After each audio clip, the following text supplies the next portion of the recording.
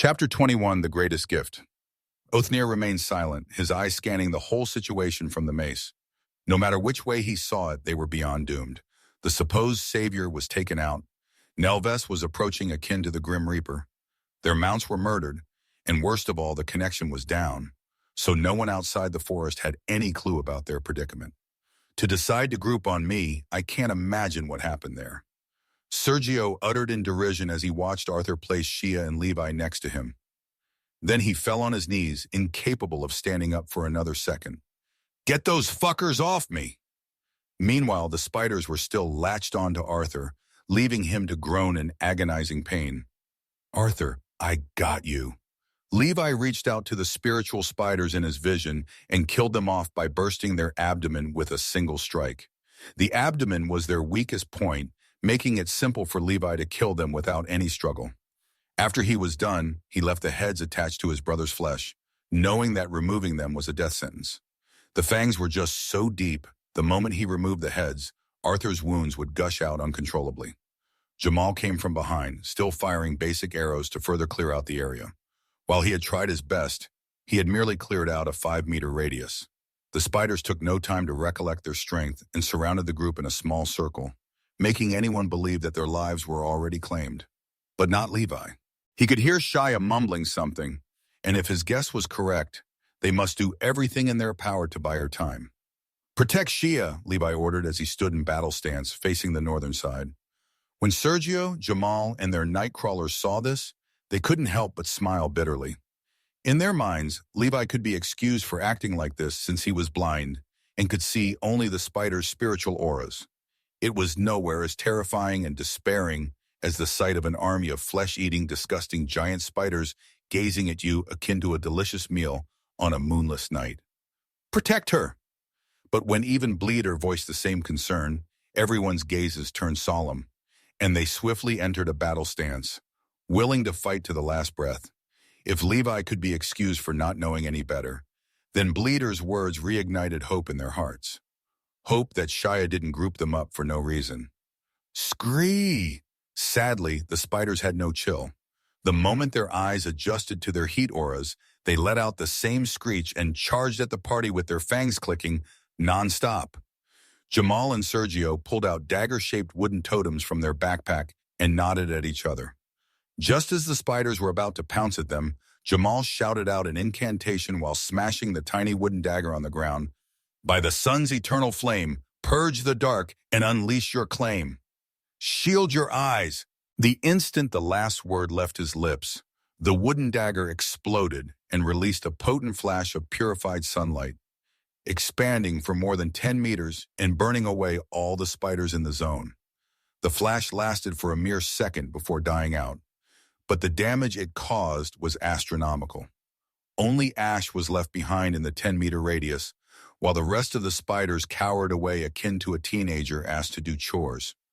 "Fear not, my little ones, it's just a D-grade assault totem," Nelves's voice resounded from a distance. "I didn't think you were still saving them." "Oh, well, what does it matter anymore?" Sergio and Jamal's expressions turned gloomy, knowing that such totems were kinda useless at this point. They saved them for emergencies and as a last tramp card, but this situation was simply beyond their grade. As expected, the spiders pounced on them again after their short-term memory acted up and made them forget what happened to the previous pack. Sergio glanced at the last assault totem in his possession and then smashed it on the ground with a grim expression, activating it at once with the incantation. The second batch of spiders fried up again, but alas, more poured in to fill in the gaps. "It's getting sad. Just give up, and I promise I will be gentle." Nelves sighed. "If I was getting something out of this besides my survival, I would have been more motivated to kill you, but beggars can't be choosers." Nelves waved at the spiders, forcing them to behave temporarily since his authority could not rival that of Droebra. But it was enough to create an execution ground. "So who's first?" Nelves picked a medium-sized wooden log and waved it around like he was playing with a twig. But the wheezing noise absolutely petrified the party, making them understand that a single strike was all it would take to blow them into pieces. "Me. Take me." Yet Levi stepped in front of the group, standing with a straight back. but his expression was as regretful and bitter as ever. Levi, cough, get down here. Let me go first. I am already halfway there. Arthur crawled towards his brother with a look of utter determination. Arthie, this entire situation is on me. I told you that risks are a must to move forward, but I have truly bitten more than I can chew. Levi smiled wryly. I have spent my entire life visualizing life through books, but only now do I understand. Real life is nothing like books, where everything follows a written script. I am sorry, I have let you down. Levi was genuinely upset and regretful that his plan didn't just risk his life, but that of his brothers. He always dreamed of being a daywalker and roaming the wastelands to reclaim the planet from the infestation of Nightcrawlers due to reading many heroic stories of high-ranked daywalkers when he was a child. They were his guardian heroes, watching over him and fueling him with the courage to handle the Nightcrawlers infesting his little world. Only now did he truly grasp what life was like for daywalkers in the wastelands.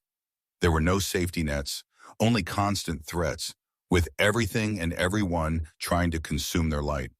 One could plan all he wanted, but at the end of the day, it would take a single passing, powerful Nightcrawler in a bad mood to snack on his body and shadow life seed. Don't fucking apologize to me. I would have chased you to the depths of hell if I had to. I have left you alone once, and you ended up watching our parents get murdered and your eyes ripped away. Arthur reached out and held Levi's pants tightly and then said with an earnest, stern tone, I have since vowed to never leave your side. Not now, not ever.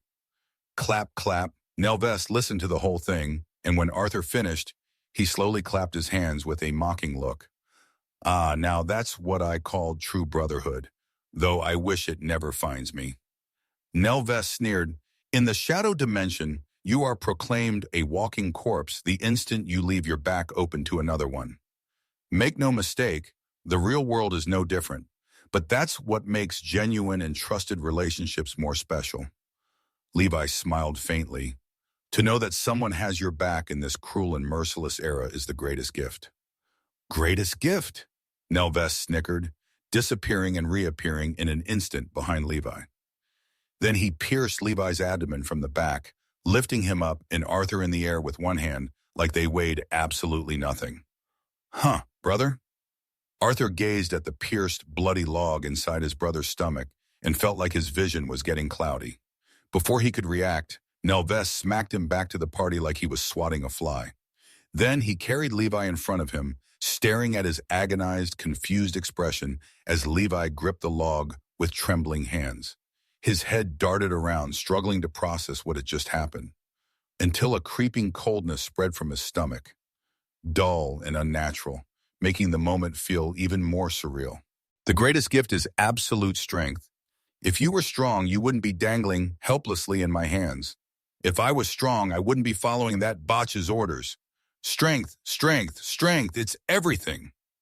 Nelvest hurled Levi back to the group, his blood spraying and splashing Shia and the others. Yet their stunned eyes never left the gaping hole in Levi's stomach. The sooner you get it through your thick skull, the better your life will get. Nelvest sneered when he saw everyone grouping on Levi, trying their best to close the massive hole, but to no avail. The moment Levi joined the Donut Club with Rengoku and Ace, there wasn't anything they could do to save him. My bad. Maybe in your next life. Chapter 22. Is this your doing? Nelvest took a deep breath to ease his agitation and then walked away, knowing that his authority over the spiders had expired. In other words, Rustle, Rustle. The spiders charged again at the party, seeing nothing but red. Sergio and Jamal have already closed their eyes, accepting their fate, while Arthur was left trying his best to stop his brother's non-stop bleeding. But alas, his giant hands were big enough to cover the hole. But that was the only thing they could do. Tears flooded down Arthur's eyes as he gazed at the scorched marks in place of his brother's eyes. It was like he was living a déjà vu, remembering the day he was brought up by his uncle to the hospital and seeing his big brother lying on the bed with bandages over his eyes and torso. All he could do at that time was cry and cry while holding his brother's hand, feeling utterly helpless. He thought if he were to fall into the same situation, it would be different. But here he was, sharing the same helplessness as when he was a child, Whoosh, whoosh. As the spiders jumped on them and sank their fangs across their bodies, Arthur used his wide back to shield Levi, not letting a single spider touch him. Even Jamal and Sergio suffered from major bites to keep Shia safe until the last second. It was like they still had a tint of hope in her. Totem of protection. Shine your light. They made the best decision possible as the moment they were buried under the mountain of spiders. A sudden flash of light emerged from the cracks, releasing concentrated, purified sunlight everywhere. Nelves was hit by one of the beams and felt like he was pierced by a bullet, forcing him to jump away instantaneously. The moment he landed on a tree, he touched the hole in his chest with a grim expression, feeling the searing pain coursing through him. But he didn't give it much thought as his eyes were affixed on the sudden emergence of a golden, shimmering dome, big enough to contain Shia's party. As for the mountains of spiders, it was already decimated, leaving the rest of the spiders to cower away from the glaring dome. Huh, we aren't dead. Sergio and Jamal lifted their heads after sensing the warm sensation coursing through their bodies. It was like they were bathing under their holy pillar. Even their wounds were healing at a comfortable pace while the pain was numbed. Damn you, Dad. Did you have to make the custom incantation so damn long and complicated? Shia spoke at last as she held onto a shimmering, sun-like necklace. Shia, is this what I think it is? Jamal's eyes widened in disbelief as he gazed at the shimmering necklace. Before she could reply, Sergio exclaimed in shock, "It is! Grade A protection totem! Solar dome!" His reaction was understandable, as this totem wasn't even sold to the public, but used as a gift by the Solar Aegis Sanctuary to reward the top 5 highest-ranked daywalkers on the Holy Heliodor region. Leaderboard. It was a priceless treasure for even high-ranked daywalkers, yet it was in the hands of Shia. "This isn't the time to discuss my father's treasure," Shia ordered with a hurried tone. "My arms are still broken. Help the Larson brothers recover faster. I have a couple of recovery totems in my backpack." Sergio and Jamal swiftly reached into Shia's backpack and poured everything on the ground. Besides some makeup and hair gadgets, they found 1 assault totem, 1 defensive totem, and 2 healing totems. When they saw them, they smacked themselves for not considering digging into her belongings earlier without her permission. But it was already in the past. They took the recovery totems, and each one focused on a Larson brother. Sergio flipped the passed-out Arthur away from Levi and immediately poured the pink liquid into his lips. Although his body was filled with small spider bites, there were too many, causing him to lose a significant amount of blood. Yet his situation was nowhere as brutal as Levi's. Shit, this is too much. Everyone's expressions turned for the worse after Levi's massive stomach wound was revealed. His guts were exposed for the world to see. "Feed him!" Shia shouted angrily at the shell-shocked Jamal. "The protective dome is keeping him alive." As she said, Levi might be passed out cold, but he was still breathing faintly. If it wasn't for the healing prowess of the protective dome, he would already be a goner. That's what they thought. But in reality, Levi was still alive because of one entity. Unbeknownst to everyone, Levi was meeting him right now in his dream. Levi and Ashcrawl were seen standing on top of an empty, dead field with a scarlet sky, clouds, and a cracked moon gleaming from above. Levi's clothes and hair became pitch black, while Ashcrawl remained the same, maintaining his creepy bat-like appearance. Levi instantly knew that he was inside a dream and that Ashcrawl had invaded it, twisting it into his desired environment. The fact that he was here made him assume that he was still alive on the outside, which implied that Shia had succeeded in activating her protection totem. While Levi didn't know what kind of protection totem was in her possession, he was the only one capable of hearing her faint whispers of the incantation, allowing him to guess the totem's type. That's why he tried his best to buy time for her, even risking his life in the process. He just didn't expect Nelves not to care about his talk no jutsu and pin him in no time. "Ashcrawl, is any of this you're doing? Be straight. I think we are long past the foolery," Levi asked. "If you're talking about the lurker, Spider Queen's trap, I had nothing to do with it." Ashcrawl floated towards Levi with a hunched back and claws long enough that they were grinding on the ground. When he was a mere meter away from him, he showed a sinister smile and confessed, "But I did know about it." Levi went silent. Ashcrawl's silence and disappearance ever since their last discussion about the contract did raise some concerns in his mind. He knew that Ashcrawl wouldn't give up on him that easily, not after spending a decade monitoring and saving him for himself. What now? I believe you have the upper hand. Levi lifted his arms with a bitter smile. Do your best. I don't have much choice anyway. Levi wasn't delusional to believe that Ashcrawl hadn't brought him here unless he was certain that he had the upper hand in their negotiation. I like it when you are sensible. Ashcrawl chuckled. Still, it's only fair to show you how bad your situation is. I don't want to hear you complaining that I have swindled you. Ashcrawl snapped his finger, and the cracked moon rippled akin to a peaceful lake.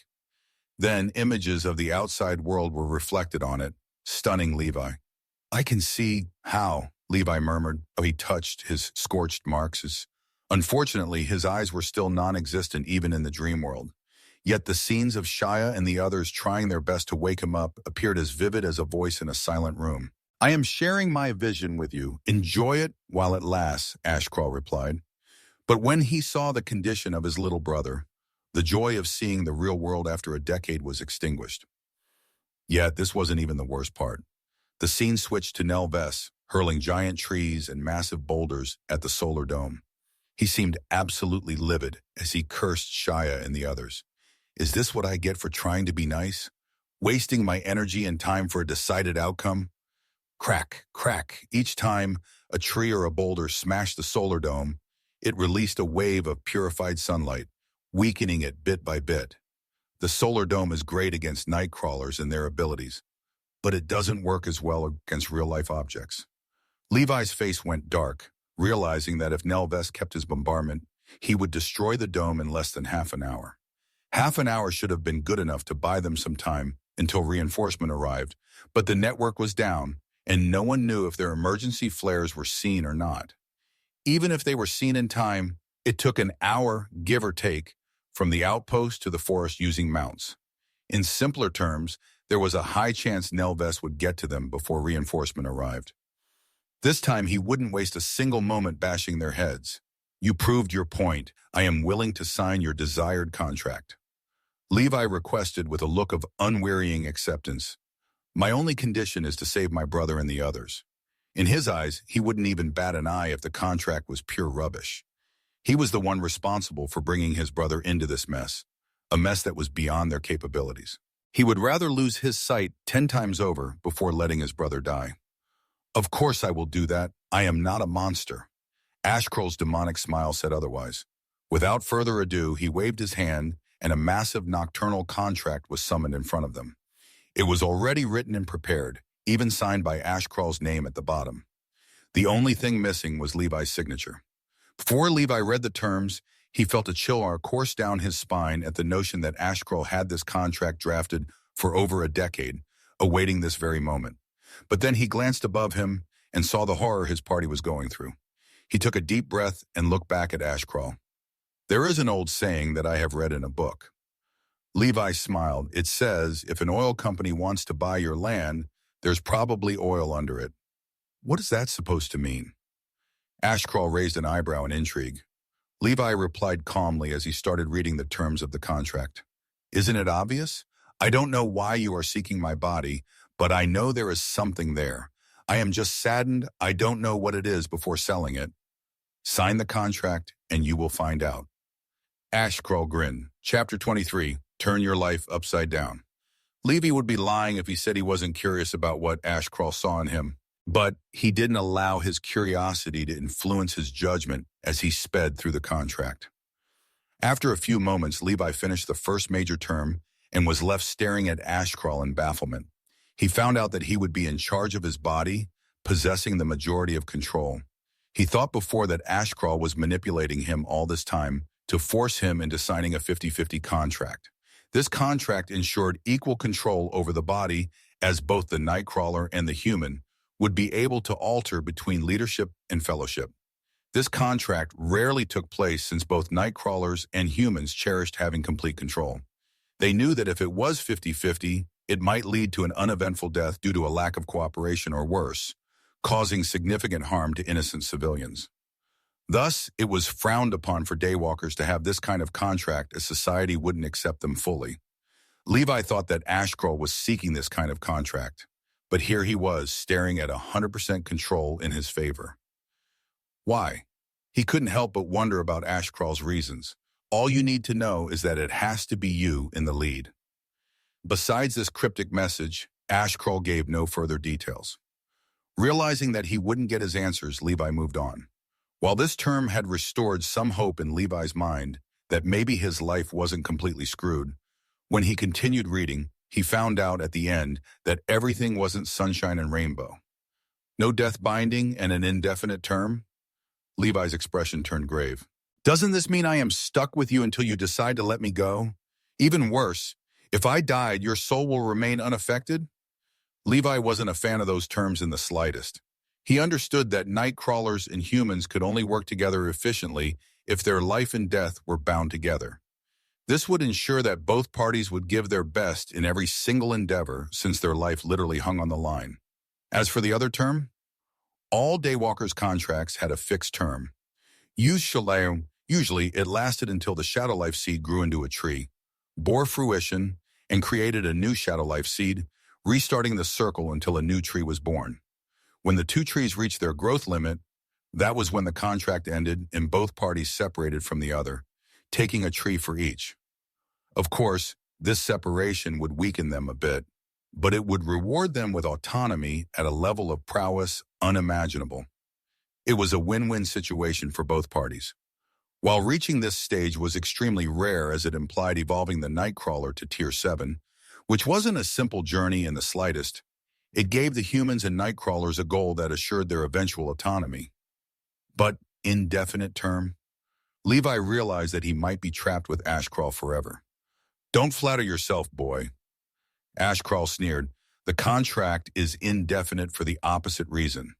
I have no interest in being stuck with you if you don't live up to my expectations. I have very, very high expectations. Wait, are you saying that I might be dropped in the future? Levi knitted his eyebrows. Yes, I have a certain goal in mind, and if you prove inadequate in helping me achieve it, I will have no choice but to start again with another entity, Ashcrawl replied calmly. Levi went silent, not because he was hurt by Ashcrawl's lack of confidence, but because he realized that if he was to sign the contract, he could not stop moving forward until he helped Ashcrawl achieve his goal. That's because an early separation during the growth of the Shadow Life seed would kill both parties. It was like the moment a Daywalker was born, the Shadow Life seed would turn into his primary organ, more precious than his heart or even brain. Fortunately, when this happened, the seed died as well, ensuring the demise of the Nightcrawler. This made the Nightcrawlers avoid this scenario at all costs. Yet, Ashcrawl was telling him straight up that he could easily drop him and switch him with another person like his life would be unaffected. While it seemed impossible, Levi knew that Ashcrawl was too much of an enigma. If there was any Nightcrawler capable of surviving the separation, it would definitely be him. What do I do? Do I sign it? Do I even have a different choice? Many questions roamed Levi's mind as he turned around and gazed at the predicament of his party. Nelves was getting angrier and more ferocious by the second, already uprooted hundreds of trees and hurled them at the solar dome. While the trees had gotten burnt out by the dome's flares, its illumination had gotten way too dim compared to its first appearance. Do I wait? Can I afford to wait? Levi shook his head with a bitter smile. No matter which way he studied his choices, he always came back to the same two choices. He could reject Ashcrawl's proposal and be left to die, knowing that he was the only one keeping him alive at the moment. He wasn't scared of the idea of death, as he always saw it as a much more merciful way of leaving his hellish world, but the fact his brother's life was also on the line changed everything. Boy, signing the contract to save your brother is understandable, but is that really your only motivation? Ashcrawl whispered near Levi's ears. Have you already forgotten about what happened that night? The screams of your dearest parents? The pain of having your eyes ripped away? Have you already forgiven those two Nightcrawlers? If so, you are either the most benevolent human in existence, or you are just a coward. Levi remained composed, already numb to the Nightcrawler's emotional manipulation. But when he was reminded of that night and what he had witnessed, he realized that it wouldn't cut it to just be an average daywalker. He had just spent a couple of days hanging with actual decent daywalkers, and yet their lives were held by a pen in his hands. Everything he had lived and experienced in those days made him truly see the world of daywalkers and what had become of their planet. The lives of people inside the holy pillars were utterly different from those exploring and attempting to reclaim their planet. Now that he had experienced both worlds, he understood that it wouldn't cut it to just sign a contract with any Nightcrawler like he was dreaming about in the confines of his safe space. He needed a strong Nightcrawler. No, he needed the strongest Nightcrawler as his partner to ensure that his potential surpassed everyone and everything, especially when his growth was impaired due to his missing eyes. It wasn't like he had such Nightcrawlers waiting in line to sign him up. If I am already living on the edge of life and death, of sanity and insanity, what's holding me back from giving it my all and seeking my parents' redemption? Levi's expression turned icy by the second. Indefinite term? Dropping me if I was inadequate? Such conditions should have never fazed me. Not now, not ever. Levi lifted his head and gazed at the empty signature location. The more he looked at it, the more it seemed to call him. Before Levi could know it, he was already floating in front of it while holding a giant white pen. Ashcrawl was there, right next to him. Sign it, and your life will turn upside down. I guarantee it. Ashcrawl grinned. You should work on your convincing skills. That sounds more ominous than good. But I have already made up my mind. You can stop pitching it. Levi tightened his grip on the pen and double-checked one last time for any fine print he had missed in the contract.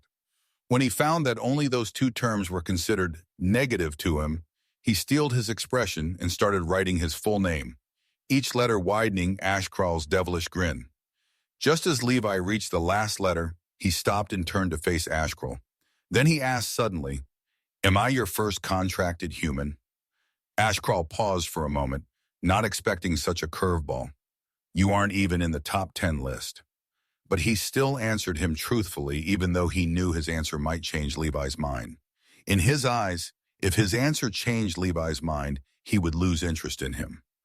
Levi was silenced for a few moments, many thoughts coursing his mind at the shocking implication that Ashcrawl had more than 10 failed partners. This would make anyone question if Ashcrawl was giving his partners a fair chance to aim at his goal, or if he dropped them once an inconvenience arose. Yet Levi's confidence remained unfazed. I may not be your first partner, but I am going to be your last, Levi said coldly as he wrote the final letter of his name. Mark my words. Chapter 24. A tiny bit of my peak. Oh, how I wish. Ashcrawl laughed in amused delight as he watched the nocturnal contract burn into 2 clouds of ash. For now, enjoy the show. This will be the first time you see a tiny bit of my peak, and most likely your last if you don't work hard. Before Levi could react, he found himself kicked from the dream world, slowly regaining his consciousness in the real world. When he expected to see utter darkness in everyone's spiritual auras like always, he was stunned to see Shia's, Jamal's, and Sergio's faces crowded him. He is up. He is actually up. It's a miracle. Jamal laughed excitedly. What the? His stomach hole has been sealed without leaving even a scar, Sergio exclaimed in disbelief as he gazed at Levi's smooth, dirtied abs. His reaction was understandable when Levi ended up recovering faster than Arthur, who was still lying on the floor, salivating over the dirty ground. Levi ignored them and immediately reached out with his hand towards Shia, caressing her face in astonishment. It's real. I can see, Levi murmured to himself. Huh? Shia was caught off guard by his action, but she didn't pull away from his hand. She knew he couldn't see what he was doing and might still be in shock. But before she could think too much of it, her face suddenly went as pale as a sheet of paper, pure mortification taking over her. Then her eyes rolled to the back of her head, passing out on top of Levi's chest. Thud, thud. Jamal and Sergio followed along, one landing on top of Arthur's back and the other to the side of Levi. Even their contracted Nightcrawlers went down. Am I really that ugly? Ashcrawl's saddened voice resounded from behind Levi, forcing him to turn around with a dazed expression. He expected many things, but he didn't think that Ashcrawl would make an appearance in his flesh in the real world. Yet, what shocked him the most was the sight of him standing inside the solar dome without a single scratch. He could see that the solar dome was trying its best to burn him, but his leathery, ashen skin remained untouched. How? Save your questions for later. We don't have much time before our souls get linked and bodies inked. Ashcrawl turned around and faced Nelves, who was standing tens of meters away from them. He was just in the process of uprooting another tree, having no idea what was going on. "Little fucker's wasting my time and energy," Nelves cursed under his breath while cleaning his sweaty forehead with his sleeve. Then he pulled the entire tree with its roots in a single motion, hugging it with both arms. The moment he placed it next to him, his vision was finally cleared, landing on Ashcrawl and Levi.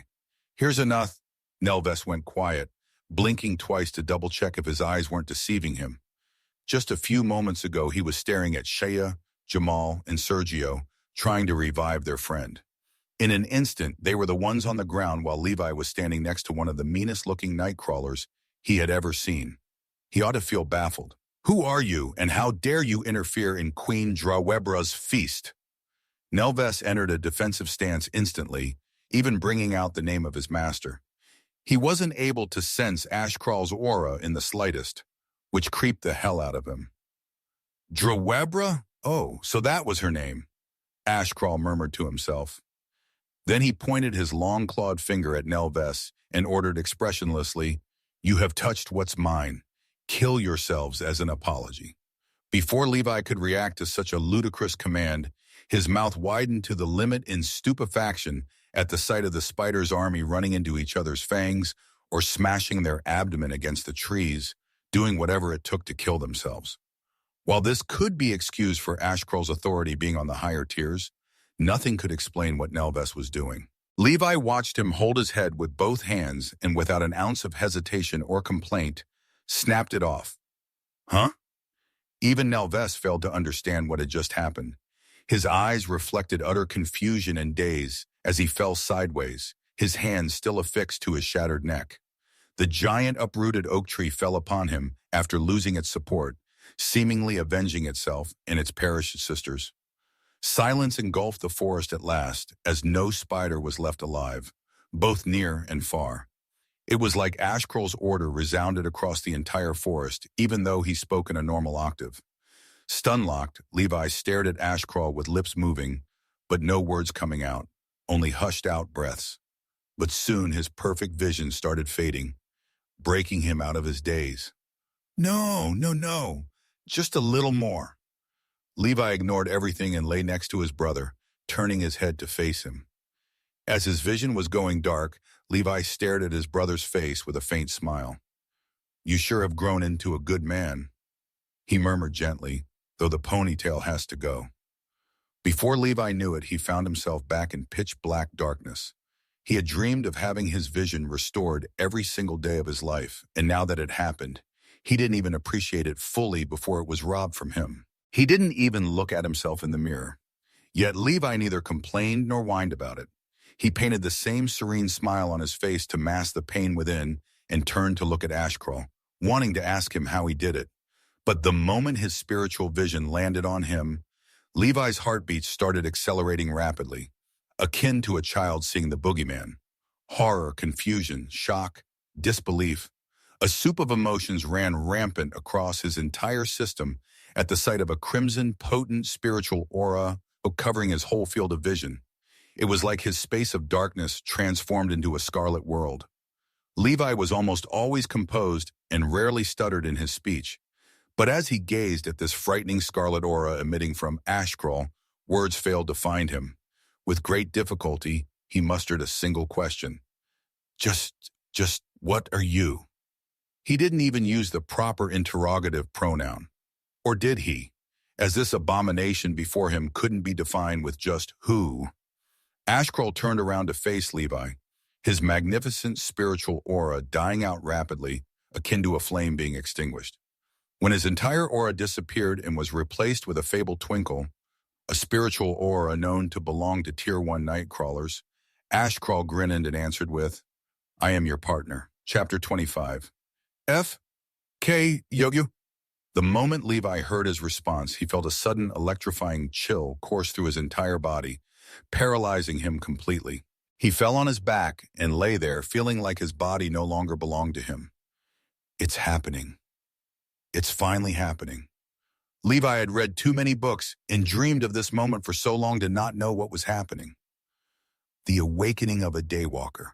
With a heart full of anticipation and a bit of unease, Levi focused his senses inward, desiring to feel the entire process and cherish it, knowing that it could happen only once in a lifetime. He wasn't scared of pain, or such as he knew that the Shadow Life seeds had a will of their own, and when presented with a new host, they ensured that the integration process went as smoothly as possible. That was the reason the process began with sedating the entire nervous system. Boy, it's best that you forget everything that you used to know about daywalkers when dealing with me, Ashkroll advised with an impish chuckle. Huh? What do you mean? Levi felt his heart skip a beat, having a bad feeling about this. Brace for impact, the first wave will hit you like a truck. Just as Levi was about to double down on his confusion, a sudden shocking tide of agony washed across his entire body, from his toes straight to his scalp. His question turned into an agonizing screech as he started twitching on the ground with white foam spilling out of his mouth. He was paralyzed, yet he felt every ounce of torment like his pain receptors were being pricked by needles. He couldn't even form a single thought. His mind was fueled with nothing but a never-ending wail. After a few seconds, which felt like years to Levi, the pain lessened until it completely went away. Levi was left lying on the ground with a puddle of sweat already formed underneath him. Ashkroll, you asshole, are you screwing with me? Levi cussed with great difficulty. He refused to believe that what he went through was normal, as the pain was nothing he had ever felt in his life. He had read hundreds of Daywalkers' awakenings, and not a single one of them reported any type of pain. Don't relax now. 2 more waves are still to come. Ashkroll grinned. Levi's heart sunk to the bottom of his stomach in dread at the sound of that. Please tell me you are light. Ah! Before Levi could react, a similar wave of hellish agony smacked him out of nowhere, leaving him vibrating akin to someone going into a seizure. As much as Levi tried his best to resist the urge, the pain was simply too much, forcing his bladder to give in. A warm stream of piss flowed down Levi's pants, but he didn't even feel sad. All that was in his mind was for the torment to end already. Pissing on the second wave, not bad. At least he didn't shit himself like Aetherius. Ashkroll seemed to enjoy the show, as this was one of his favorite moments every time he established a contract with a new partner. You'll do no more. When the pain subsided, Levi was left beseeching Ashkroll to stop whatever was happening to him. He didn't even care if Ashkroll was responsible for this or not. He just wanted it to end. Kikiki, I have watched you dream and prepare for this moment your entire childhood. I thought you would be cherishing and enjoying every moment of it. Ashkroll laughed, uncaring about Levi's pleads. While he was absolutely merciless monster, he really had nothing to do with the pain as it was related to his unique seed. Don't give up so soon. There is only 1 more wave left. Ashkroll cheered playfully. Yo, you. Those were the last words Levi uttered before his entire nervous system got struck by a thunderbolt of anguish, leaving him gasping for air. A few seconds later, his consciousness bailed on him at last, realizing that if he remained conscious any longer, his entire nervous system would be fried. Surviving until the last bit of the 3rd wave, I see a promise. Ashkroll nodded in satisfaction. He might eventually get used to it as I did. Unbeknownst to Levi, Ashkroll had shared the same intensity of the pain with him, as his unique seed didn't discriminate during their merger. However, he had gone through the agony so many times he lost count. Since the moment their souls were stamped, he was forced to give up on all of his previous powers and evolutions, becoming a mere Tier 1 Nightcrawler. The pain he felt was no different from Levi's. He just grew numb to it after so many failures to achieve his goal. As he gazed at Levi's foamy mouth and wet pants, a sight unbefitting of anyone, Ashkroll could only murmur to himself, "Don't disappoint me, child. I have fallen way behind. You are my last hope." A few minutes earlier, on the other side of the harrowing forest, Danny, Malak, and the rest of their squad could be seen riding on top of their mounts, rushing in a straight line with panicky expressions. They turned around to look behind them every so often, and then relief when they saw that nothing was behind them. Thank God we listened to Malak, and we didn't reseal our mounts. Matthew wiped his sweaty forehead while glancing at Malak, who was hugging Danny tightly on top of his armored camel.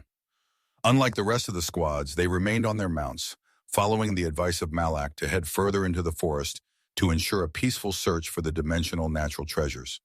While they were extremely far away from the way they entered the forest, this move helped them avoid the slow spiders and head straight to another exit. "I can see the edge. We are getting close," Danny exclaimed in excitement as he eyed the emerging wide spaces between the oak trees. "We have to immediately report this matter to the authorities." Matthew uttered with a solemn tone, "I believe we have lost more than 50% of our forces. Such a hit is too massive to our region, considering that many young talents were involved. Let's get out of here first, and then we can worry about—" Whoosh! Before Matthew could finish his sentence, his pupils widened in horror at the abrupt appearance of a massive, thick, sticky web attached between the trees in front of them. "Halt!" Alas, no matter how hard he shouted or pulled his mount's hair, they were simply moving too fast, and the web appeared only after it entered their 10-meter illumination zone. Before anyone could react, the mounts ended up diving deep within the giant sticky web, stopping only after reaching a couple of meters of depth. No, this isn't happening. Danny immediately started panicking, moving all over the place to free himself. Alas, the web was stronger than it seemed, as it could hold down even a Tier 3 Nightcrawler. The fact they went to its depths made it even worse. "Don't panic. The spiders are still too far. We can free ourselves before they arrive." Matthew tried to calm everyone down with a stern tone, but inwardly he was also filled with unfiltered amount of dread. "Try to summon your weapons or reach out to your backpacks for assault totems." When Danny and the others heard his order, their agitation died down a bit, realizing that they had what it took to burn down the web. They just needed to hold them and utter the incantation. Unfortunately, everyone's backpacks were either on their waist or back, making it nearly impossible to get hold of them. The sticky web completely sealed their movements, akin to being thrown into a basin of glue. Just when Danny started to panic again, he sensed Malak's presence behind him. His eyes immediately lit up in hope as he requested agitatedly, "Malak, try to open my backpack with your mouth. You're our only hope." Matthew and the others couldn't turn their heads to see what Danny was talking about, but it didn't stop them from having their hopes reignited. Sadly, the expected sweet, fearful reply was nowhere to be seen. Instead, a hideous, cracked voice resounded in their ears, akin to a death decree. "Now, why would I do that after spending this much effort getting you in my trap?" An eerie silence settled over the area. No one could even muster a breath. Only the heavy thud of panicked heartbeats echoed through the web. Chapter 26. I spit on the likes of you. Malak lengthened her neck akin to a serpentine, moving in the web freely like a fish in the sea. When she came face to face with the petrified Danny, her delicate face split in half, exposing the hideous visage of a hairy spider with 8 crimson eyes. "What's wrong, darling?" she asked, her mouth salivating with an acidic stench green liquid. "You no longer find me appealing?" The moment Danny saw her true face and smelt the stench, his mind was already gone. He couldn't even muster a scream. His eyes rolled at the back of his head, passing out instantly to protect him from the horrible fate awaiting him. "Danny, what's happening back there? Danny!" Matthew screamed at Danny to speak. Alas, he heard nothing but Malak's cracked voice. "Ah, you decided to be a coward all the way, I see. Fine. I guess I will save you for dessert." Then she completed her transformation into a giant 8-legged spider, resembling Queen Drawebra, but lacking some qualities. Still, her appearance was terrifying enough for Matthew and the others. The moment she tiptoed in front of them, none of them dared to breathe out loud, but the same didn't apply to their contracted Nightcrawlers, whose lives also hung in the balance. "Zyra, I never expected you to be an undercover sleepwalker for a lurker," one of them uttered coldly. "We have chosen our partners at the same assembly. We even spent half a year in the same classroom. The real question is, how could you betray your own race, you scumbags? Zira's eyes narrowed murderously. Humans are supposed to be nothing but food and playthings for us. Yet you go along and enslave yourselves into weapons, used as mere tools in their hands. I spit on the likes of you. She committed to the spit as she splashed the nearest daywalker's face with her acidic saliva, leaving him hollering in agonizing pain. The rest of the daywalkers shivered as they heard their squad mates' despairing crotois and the sizzling noise of his face getting melted off.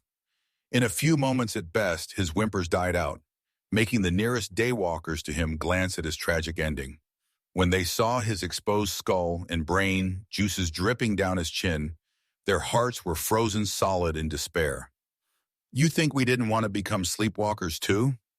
Another contracted nightcrawler in the shape of a sand scorpion commentated coldly, "It has become extremely difficult to manipulate them with so many protocols humans have developed. SR pills, anti-sleepwalkers bureau, ankle monitors, and more. We were forced into this path to fulfill our evolutions, and I am certain you just got lucky with this girl. During the earliest years, or even decades of the great civilization's fall, becoming a sleepwalker was easier than drinking water. All the people who weren't lucky enough to be in the chosen blessed cities by the solar divinities ended up either eaten or forced into becoming sleepwalkers. Since at that time not much knowledge was accessible about sleepwalkers, nightcrawlers, or such, humans did anything to survive, even if it meant accepting being possessed by a nightcrawler. They were easily swindled as the nightcrawlers had written a fixed term in the contract, ensuring the humans that once the nightcrawlers evolved into Tier 9, they would return their bodies to them. It was like a parasitic relationship, and as much as humans despised it, anything was for survival, right? Wrong. Everyone who signed the Sleepwalkers contract came to the horrifying truth that their souls would be trapped in their bodies without a single way to regain control. This would have been fine if the senses between humans and nightcrawlers weren't shared. In simpler terms, if nightcrawlers were to feast on animals or worse, human flesh, the contracted human would sense every single thing, and he could do nothing about it. Luck, all I hear is excuses. Zira sneered. Nothing has been forced on you. You are simply lazy, having no interest in mastering the arts of manipulation.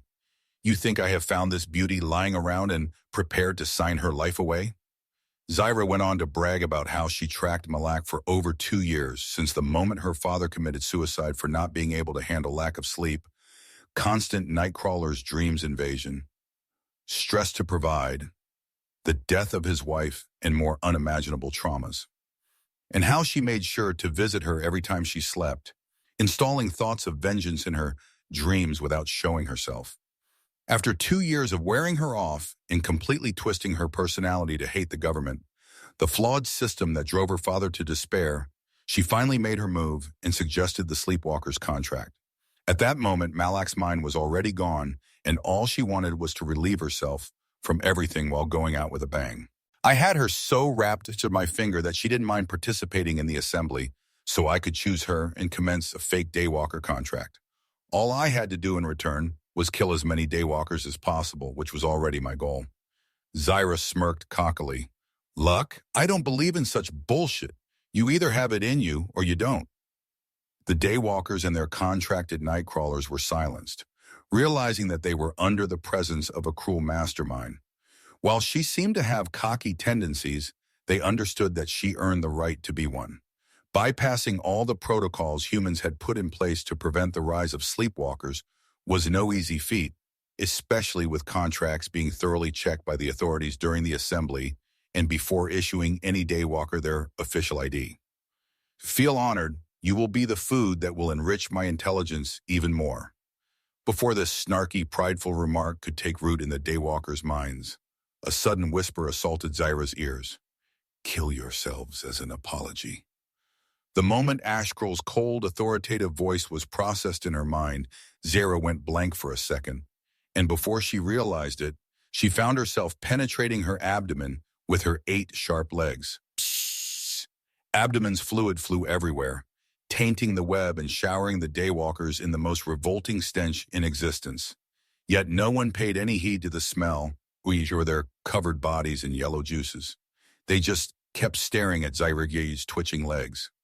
A few moments later, silence engulfed the area again. This time, everyone was too stunned to speak. The only unified thought coursing through their minds was, "What the fuck just happened?" They had foreseen their end in many ways, eaten alive, stripped of their shadow life seed, or even eaten by the incoming spider's army. Yet, not in their wildest dreams would they have imagined such an ending. The cocky and brazen Zoira offed herself like someone pressed the shutdown button in her. No matter how hard they thought about it, everyone came to a single conclusion regardless of how ludicrous it sounded. Was she killed by the Lurker Queen spider? Alas, no one was there to clarify this madness. "Who fucking cares? We live!" Matthew shouted hastily. "Wake up that moron and let's get the fuck out of this hellhole." Seconded, "I have never felt this level of creeps before in my life. Something sinister is happening under the surface, and I have no interest in investigating it." All the daywalkers agreed with Matthew, swiftly using Zyra's juices to slip up a hand or two and reach out to their backpacks. After retrieving the assault totems, they burnt the web entangling them in their mounts, freeing themselves at last. Danny was also freed while still unconscious, but after landing on the ground face first, he immediately regained consciousness. The first thing he did was beseech loudly while cowering behind his arms, not even daring to open his eyes. "Please don't eat me. I can pay you handsomely. Please, please." "Shut your trap, you goddamn disgrace. Where were my eyes when I picked you? I can't believe I am stuck with you for life. Fuck me." His contracted Nightcrawler wasn't pleased in the slightest, cursing him nonstop. His reaction was more than understandable when considering that Danny was supposed to help him reach Tier 7. After this performance, he doubted if they would even survive their next fight. This showed that when it came to becoming a sleepwalker, the burden fell on the Nightcrawler to convince the human by any means possible. But when it came to becoming a daywalker, the burden fell on the humans to show their talents to attract a decent Nightcrawler. This was one of the main reasons all Nightcrawlers refused to accept Levi. None of them was foolish enough to link their life and death with a blind kid who could not absorb light efficiently nor fight properly with such a massive disability. This would drive one to wonder just what Ashgrol had seen in him. Chapter 27, The Rescue. On the other side of the forest, at the same time when Danny's party was captured in the Border's web, Mantis's squad wasn't faring any better. They were forced to fight the entire time due to not having their mounts summoned and no one with Levi's great detection skill to warn them of ambushes. Thus, as they were running towards the entrance of the forest while fighting simultaneously, they had already lost 6 members of the squad. Only Mantis, Masai, and 2 more decent daywalkers were left running for their lives with bodies painted red in wounds and yellow in spider's juices. "Keep running. There is only 1 kilometer left," Mantis shouted femininely. "I am not dying in this shithole, and so are you, Barstorm." Masai and the other 2 showed looks of great resolve as they sprinted with everything they had, even when their legs were beseeching for rest. After everything they went through, the only thing keeping them standing was their adrenaline and hope that the borders were just around the corner. While they recognized that no help awaited them behind the borders of the forest, they knew that the spiders must have been ordered to remain in the vicinity of the forest. They weren't certain about it, but it was their only salvation. Alas, in this new cruel and merciless era, life rarely smiled upon the weak. Is that? No, it can't be. Mantis was the first to come to a full stop the moment his illumination strips landed on the massive network of stinky liquid, stretching for as long as his eyes could see in the dark. "We are so doomed," Masai murmured with a despairing smile as he stood next to Mantis. His ears picked up on the terrifying rustling sounds of spiders behind them. "We can't even burn out a path. We have wasted all of our totems." Their situation could only be described by the infamous quote by Tariq ibn Ziyad: "The sea is behind you and the enemy is in front." Screw this, I've tried my best to be the hero. They are unsavable and the authorities will see it once an investigation launches. While his party already lost hope, knowing that the only way to get past the web was to burn it with their assault totems, Mantis wasn't in the same boat as them. If he wanted, he could easily survive by using a tramp card that no one knew of. He just didn't want to ditch them so fast and be held accountable back in the city. Do what you have to do, but make it seem like you truly tried your best until the very end. Tina backed him up inwardly. Smart. Mantis turned to face the incoming spider's army and extended his weapon at them with a stern expression. As your leader, it's my duty to give it my all and protect you until my dying breath. Run alongside the web and try to summon your mounts. I will use everything in my powers to buy you time. Mantis! Masai and the rest of the squad were left stunned for a moment, not expecting such a heroic action from him. As daywalkers, they were used to everyone being selfish and seeking their own benefits. It was like the moment a daywalker was born, he would start prioritizing only himself and his contracted Nightcrawler. It was an understandable development when considering their partnership would last for a lifetime unless they reached their defined goal. Stop admiring me and go, Mantis yelled one last time and then charged toward the incoming wall of spiders with his hand inside his backpack. The moment he gripped his tramp card, which was in the shape of a peculiar wooden symbol, he started murmuring the incantation under his breath. But just as he reached the last part, a sudden lethargic voice resounded near his ear, akin to being hand-delivered by the wind. I suggest you stand back. Is that? Mantis knitted his eyebrows in confusion, recognizing the voice to belong to the smoker guard standing at the outpost gate. His deadpan voice was stuck in his mind after he checked his giant army's IDs one by one. Before he could think too much about this development, the same voice echoed around the area. Zephyrian wind arts, roaring tornado. Whoosh! Out of nowhere, a powerful wind draft manifested hundreds of meters away from Mantis and turned into a gigantic tornado, raising anything in its path. Mantis and the rest of his squad were left gaping at the sight of the terrifying spider's arm hurled into the sky, devoured by the charging tornado. If it wasn't for the trees, dirt, and other pictoime objects, they wouldn't even be able to see the tornado under this moonless night. In a few moments at best, the roaring tornado died out and everything it ate was dropped from hundreds of meters, killing any surviving spiders. Don't go anywhere. The rescue squads are on the way. Hearing the same lethargic voice from above, everyone lifted their heads and saw only a small smoke cloud left behind. Mantis returned to his squad, and after trading a few dazed glances, one of them finally stuttered, Zephyrian wind arts. Only one man is infamous for such unique arts. It's definitely him. It's Sir Feng Ling. Masai laughed loudly in excitement. We are saved. Sir Feng Ling earned a massive following in Heliodor's region, as he was considered almost a superstar, all due to him being one of the few youngest daywalkers to become a solar-bound daywalker at the mere age of 23. Solar-bound daywalkers had managed to successfully evolve their Nightcrawlers to Tier 5, which was more than enough to earn them a seat at the big boys' table in Heliodor's region. Alas, a decade later, Sir Feng Ling was still stuck at the same stage, which had brought down his hype levels immensely. The once believed a generational talent that would have helped Heliodor's region advance and compete against much more powerful regions was nowhere near his prime glory.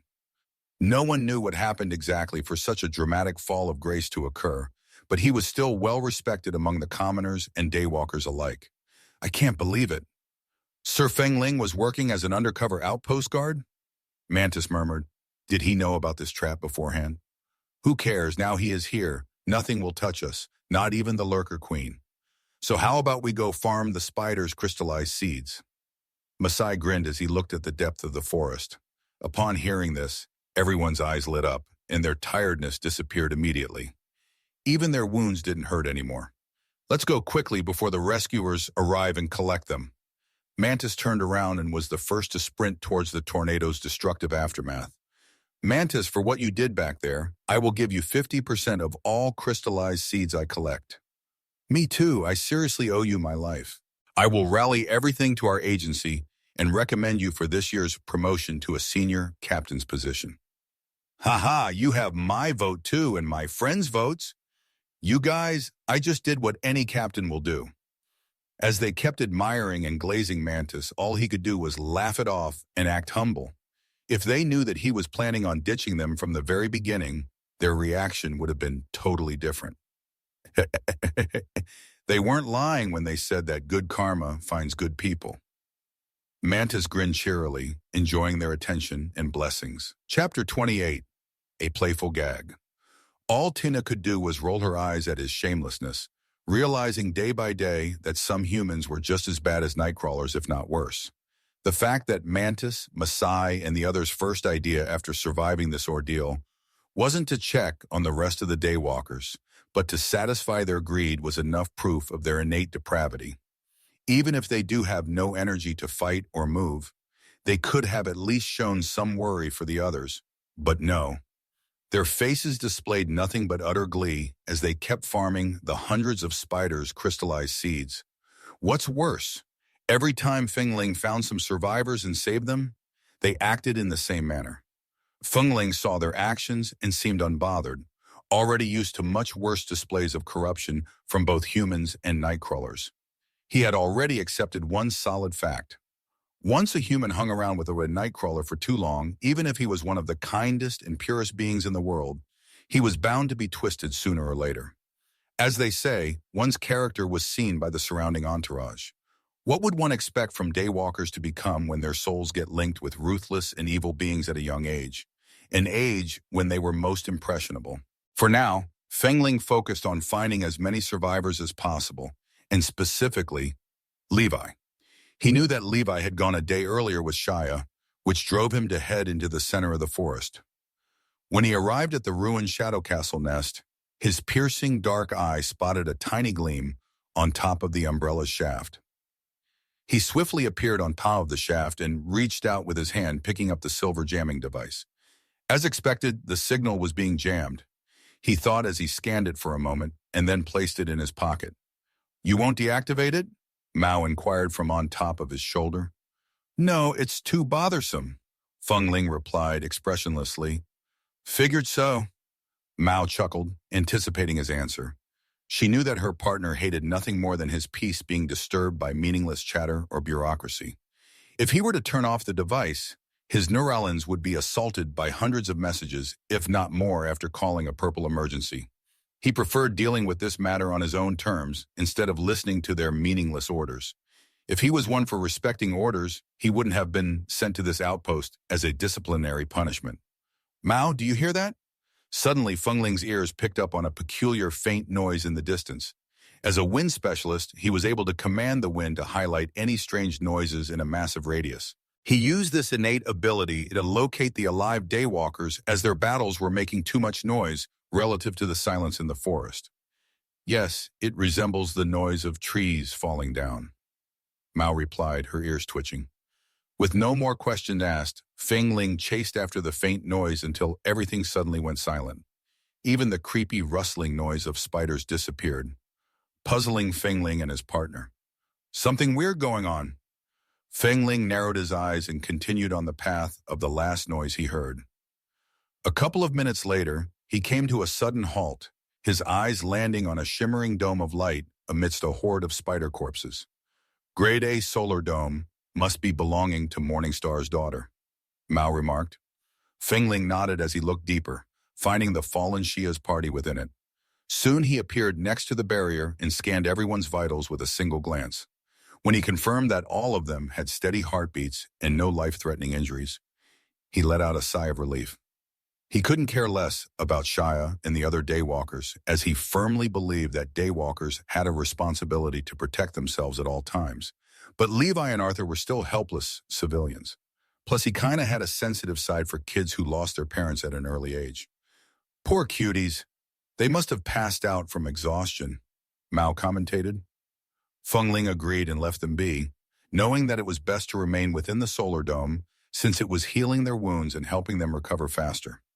As he looked around him and noticed Nelves's corpse lying under a tree, he blinked next to him and kicked the tree away. When he saw how he died, his pupils and mouths thinned in bafflement. Mao jumped on top of Nelves's stomach and removed his hands from his neck easily.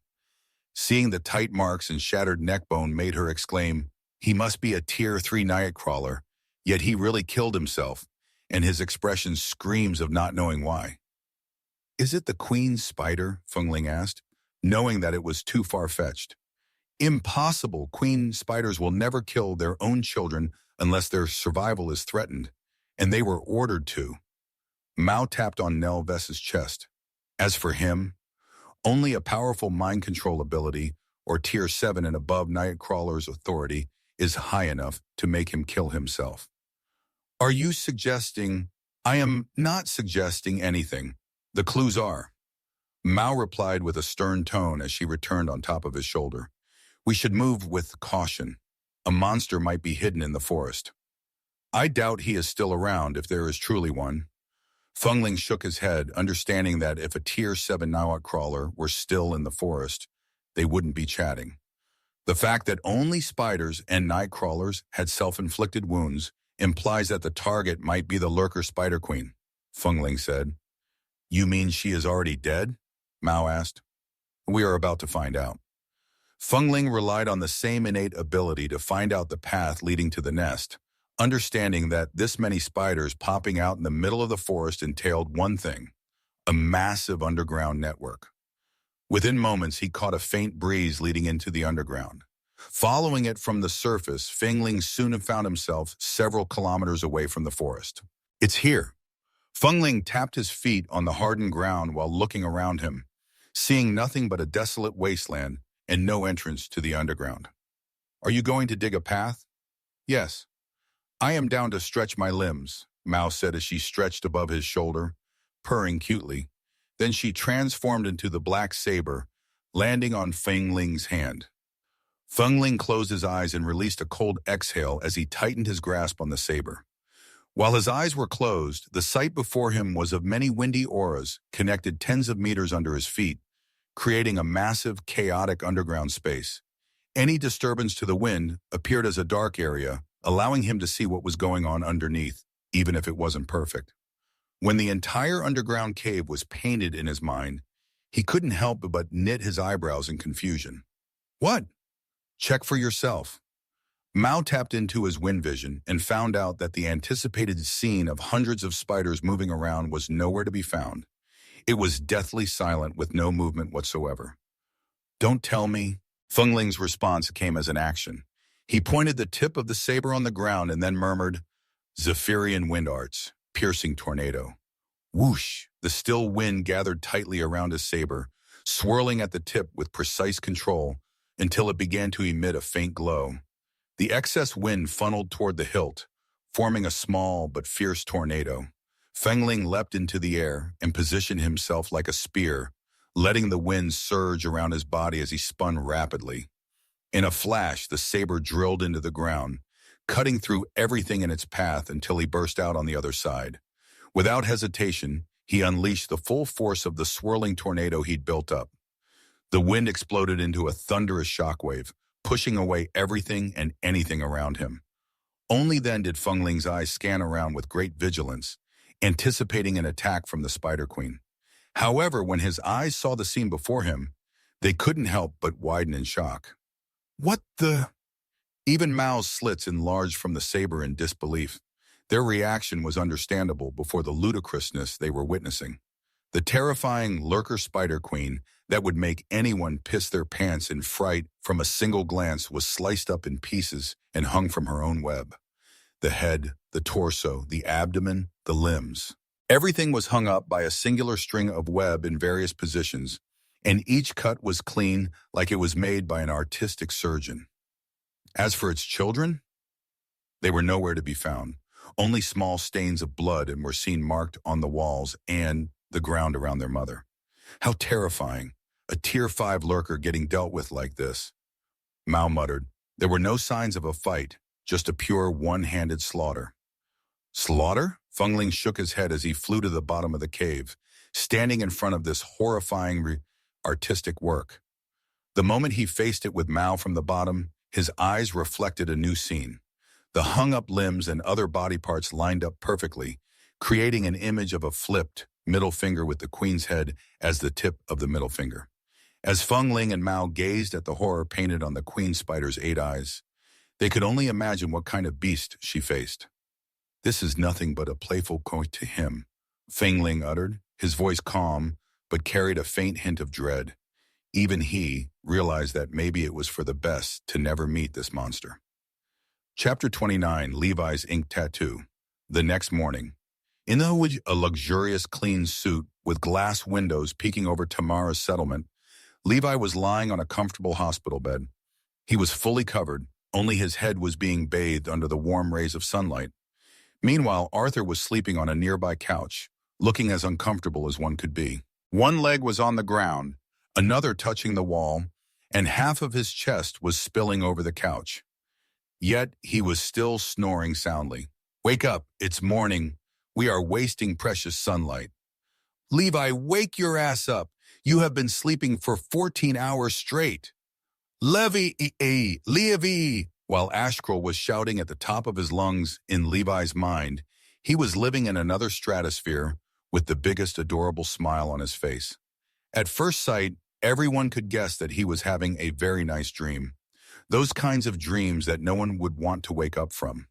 For an entire decade of being under constant harassment from Nightcrawlers, this was the very first time Levi hadn't dreamt of a nightmare.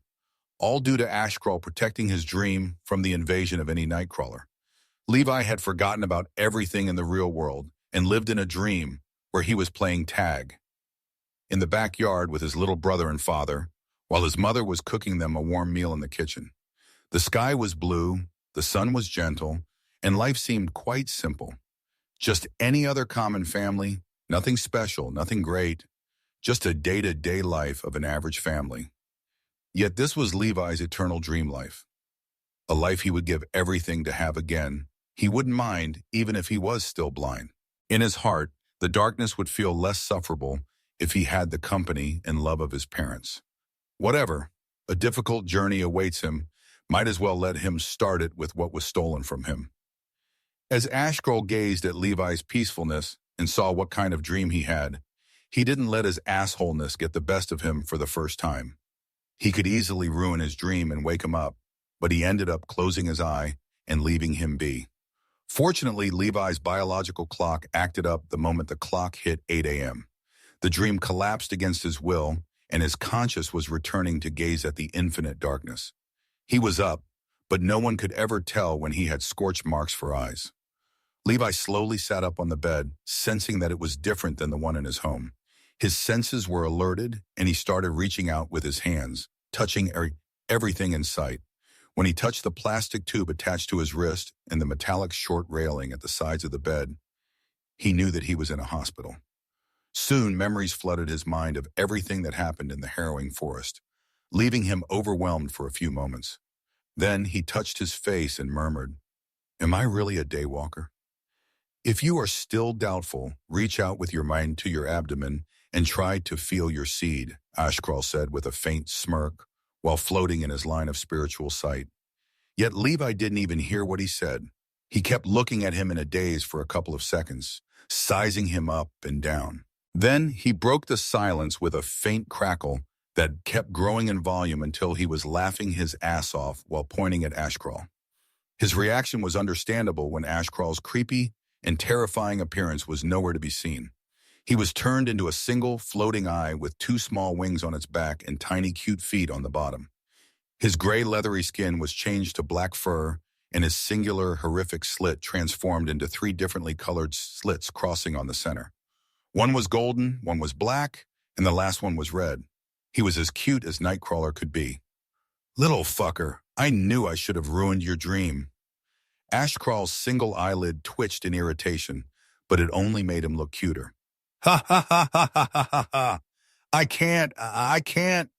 Just keep laughing. We will see if you will laugh when I show you your tattoo." Ashkrol smirked. Levi ignored what he said and kept chuckling, waiting for this day for a very, very long time. He was bullied by Ashkrol daily, always being his number one hater. It was finally time for his payback, and Levi wasn't going to hold back. "You look like a disabled peanut when you blink," he roasted him. "Ha ha ha ha, real funny." Ashkrol sneered annoyedly. "Wait, I have a better one." Levi chuckled. "Those wings aren't for flying. They're just there to distract from the rest of you." Ashkrol was silenced, wanting to laugh, but it was at his own expense. Oh, I have another one." You look like a fuzzy tennis ball with an identity crisis. Levi laughed while slapping the bed. If he had eyes, tears would already be pouring akin to Niagara Falls. Done yet? Please, just one more. Please, I promise it's good. How annoying. Fine. Seeing his beseeching, excited expression, Ashcrawl waved his wing akin to a hand, gesturing for him to go for it. You're the bat version of a work in progress, except the progress stopped halfway. Ha ha ha ha. Okay, that's a good one, I give you that. Ashcrawl chuckled, incapable of keeping it serious anymore. Just what happened to you? Levi asked amidst his dying laughter. This is my starting Tier 1 appearance. Unlike most Nightcrawlers, my end appearance depends on the chosen evolutionary path. Ashcrawl clarified casually while sitting on top of Levi's shoulder. In other words, the version Levi always interacted with wasn't his permanent appearance. It might be his original appearance, but it still could be altered. Now that he was restarting his evolutionary journey again, he could end up looking vastly different or quite similar, depending on Levi's choices. Did it really have to be this damn cute? Both of us will get bullied now. Levi chuckled. A blind kid contracted with a singular eye bat? Two entities and still we are 3 eyes short. How ironic. Don't worry, 1 eye is all we need to steamroll them. Ashcrawl smirked. I hope so. Levi's expression suddenly turned serious as he asked telepathically, what happened after I went down? Is my brother okay? He is fine, Ashcrawl shared. He is sleeping on the couch nearby. Good, leave him be. He sighed in relief. After everything that happened he was just glad that both of them made it out alive. This situation had taught him a grave lesson that just because he planned ahead, it didn't mean that everything would go based on the script, especially when the wastelands were involved. What about the others? How were we saved? They must have already seen the ink stamp on my body. Levi frowned. They must be waiting for me to wake up and question me about the contract details. Your friends are fine, and no one has seen your ink tattoo. Ashcrawl scoffed. Do you think this is an amateur hour? I have already hidden your tattoo. For real? That's possible? Levi raised an eyebrow in surprise. He understood that daywalkers, sleepwalkers' inked tattoos were permanent inked marks that could be removed only once the contract term concluded. Before I was stripped of my powers, I used them to cast a permanent veil on it. The only way to bring it to light is to use an incantation. Good thinking.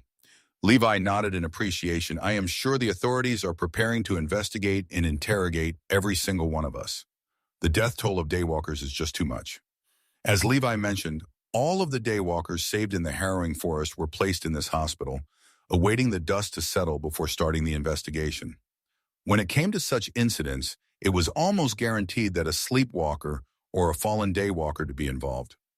The fact that a jamming device was found made it even more certain. What's the incantation, and where did you ink the tattoo exactly? Levi returned to the ink tattoo subject after touching his entire body and failing to feel its presence. Every person had the tattoo inked in a different place on their bodies, depending on their choice. But since Levi's integration experience was vastly different and filled with agony, the last thing on his mind was the tattoo's placement. Ashcrawl told him about the incantation, which wasn't anything complicated or long. As for its placement, he merely showed his known mischievous grin. What did you do? Levi felt his blood turn cold at Ashcrawl's silence. Seeing that he wasn't answering, Levi swiftly murmured the incantation. By ink and skin, reveal within, let hidden marks now shine again. The moment he finished, he felt a sudden burning sensation right above his butt cheeks. No, you wouldn't. Levi reached out with a shaking hand towards his tailbone with a mortified expression. Alas, against his hopes, his fingers caressed the cold black ink. You gave me a tramp stamp. Levi covered his ashamed face with one hand while continuing to feel the tattoo with the other. You dirty bastard, this is too much. What are you talking about? That's the finest location known in our shadow dimension. Ashcrawl showed a wronged look. Only royalties have the right to tattoo their tailbone. Really? Fuck no, that's a tramp stamp through and through. Ashcrawl laughed mockingly, getting his revenge over the previous roasts. Levi swiftly used the incantation to hide the tattoo, not wanting to think about it for even another second. Out of sight, out of mind. It's fine, no one will see it. Levi sighed helplessly. I don't care about the others. Ashkroll grinned. All it matters is that I know of it. You will never win an argument with me again. Hear that, Trampy? Once an asshole, always an asshole. Levi's eyebrows twitched. Realizing that there was no winning against Ashkrawl's foolery, Levi decided to switch the subject by asking him about what he meant earlier concerning the seed. He had yet to see what it was, and he was a bit concerned, especially when the integration process almost fried him alive. First, reach out with your spiritual vision and see what it is. Ashkroll said, it should be much easier for you compared to other newbies. Considering that Levi had been using his spiritual vision for an entire decade each minute of the day, this was nothing to him. As expected, the moment he focused on his abdomen, he was startled to see an elastic sphere filled with a peculiar white liquid. There were 3 seeds inside of it orbiting each other over and over again with a sense of chaoticness. There was a pitch-black seed that resembled a black hole, a blinding bright seed that appeared as a minimized star. Lastly, a crimson seed that was pulsing nonstop. As for the shadow life seed that Levi used to read about and was waiting his entire life to own, it was nowhere to be seen. What is this? Levi asked, having no idea how he was supposed to react. Settle down and open your mind. Ashkroll advised calmly, I am not going to repeat myself, so focus. Hearing this, Levi locked in. First, I have to ask. Ashkroll shared, have you ever heard of the cosmic theory, a 3-body problem? Chapter 30, a 3-body problem. Seed. A 3-body problem? Levi raised an eyebrow in confusion. I think I have read about it briefly in one of my mother's physics textbooks. What does it have to do with those seeds? Levi knew that the 3-body problem was a classic problem in physics and celestial mechanics that involved predicting the motion of 3 celestial bodies, such as stars, planets, or moons, that were influenced by each other's gravitational forces. Unlike the 2-body problem, which had a clear and straightforward solution, the 3-body problem was much more complex and almost always chaotic, making it nearly impossible to figure out the exact calculations and predictions of the star's movement. Everything, Ashkroll uttered calmly, while you don't need to solve the problem and predict the movement of those seeds, you have to create a perfect balance amongst them as you feed and grow each one separately. Your seed is the coalition of 3 unique alpha seeds, each one desiring to lead and own the full rights of the host. If you dare to give more attention to one seed, the other 2 will rebel against you and show you a fate worse than death. However, if you try to play it smart and give each seed the same amount of attention, their roots and branches will grow simultaneously throughout your soul. If they were to get entangled or get in each other's path, you would experience a fate worse than death again. This is my eternal dilemma and how all of my past partners ended up dead, failing to find the best solution to deal with those 3 divas without getting themselves killed. Now the torch has been passed to you. Ashkroll smiled innocently. I have high hopes for you. Don't disappoint me. Levi merely kept staring at him speechlessly.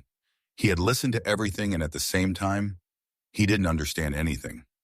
It wasn't that he didn't understand what he meant, but how the fuck did he get himself involved in such insanity?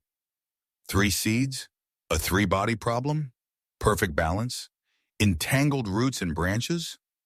Not in his wildest dreams did he expect to hear such terms when dealing with a seed. He knew that Ashkroll was a special entity, and he expected to deal with some unfamiliar matters, but he believed they would be related to a mutated shadow life seed or even another different seed, not freaking 3 seeds. Just as Ashkroll was about to carry on with his ludicrous explanation, Levi swiftly stopped him, his mind already failing to keep up. Wait! I think you have skipped a whole damn lesson. Levi exclaimed, what are those seeds? Where is your shadow life seed? How did you even get 3 seeds in your body? How will this craziness work? I know 1 seed allows a daywalker to embark on a single evolutionary path. Does having 3 seeds mean I need to embark on 3 evolutionary paths simultaneously? Ashkroll wasn't bothered by his questions, as he was already used to having his partners lose their crap over his unique situation. He answered his questions one by one. First, I never had a shadow life seed in my life. I was born from the crimson seed, which I call the nine senses seed. Second, the other two seeds are called the void origin seed and the sun origin seed. You don't need to know how I got them. Third, I might have been able to maintain all three seeds in my body, but the other two are considered dormant since I have no connection to darkness or light. That's why I have been seeking partners with such unique connections to activate all three seeds at once. You, Cutie, are one of the few entities with the best connection to all three seeds. Fourth, you will indeed embark on three different evolutionary paths, one related to dark energy, one related to light energy, one related to all known and unknown energies. Each evolutionary path will result in us obtaining correspondent abilities and powers related to a seed. Is everything clear? Ashkroll paused, allowing Levi to process everything. Hearing his answers, Levi went silent, taking everything in and reanalyzing it. First, he understood that Daywalker's standard evolutionary path consisted of 9 ranks, starting with a rookie Daywalker, junior Daywalker, Pathfinder Daywalker, and ending with being an eternal Daywalker. The cultivation system might be complex in nature, but it was simple to understand.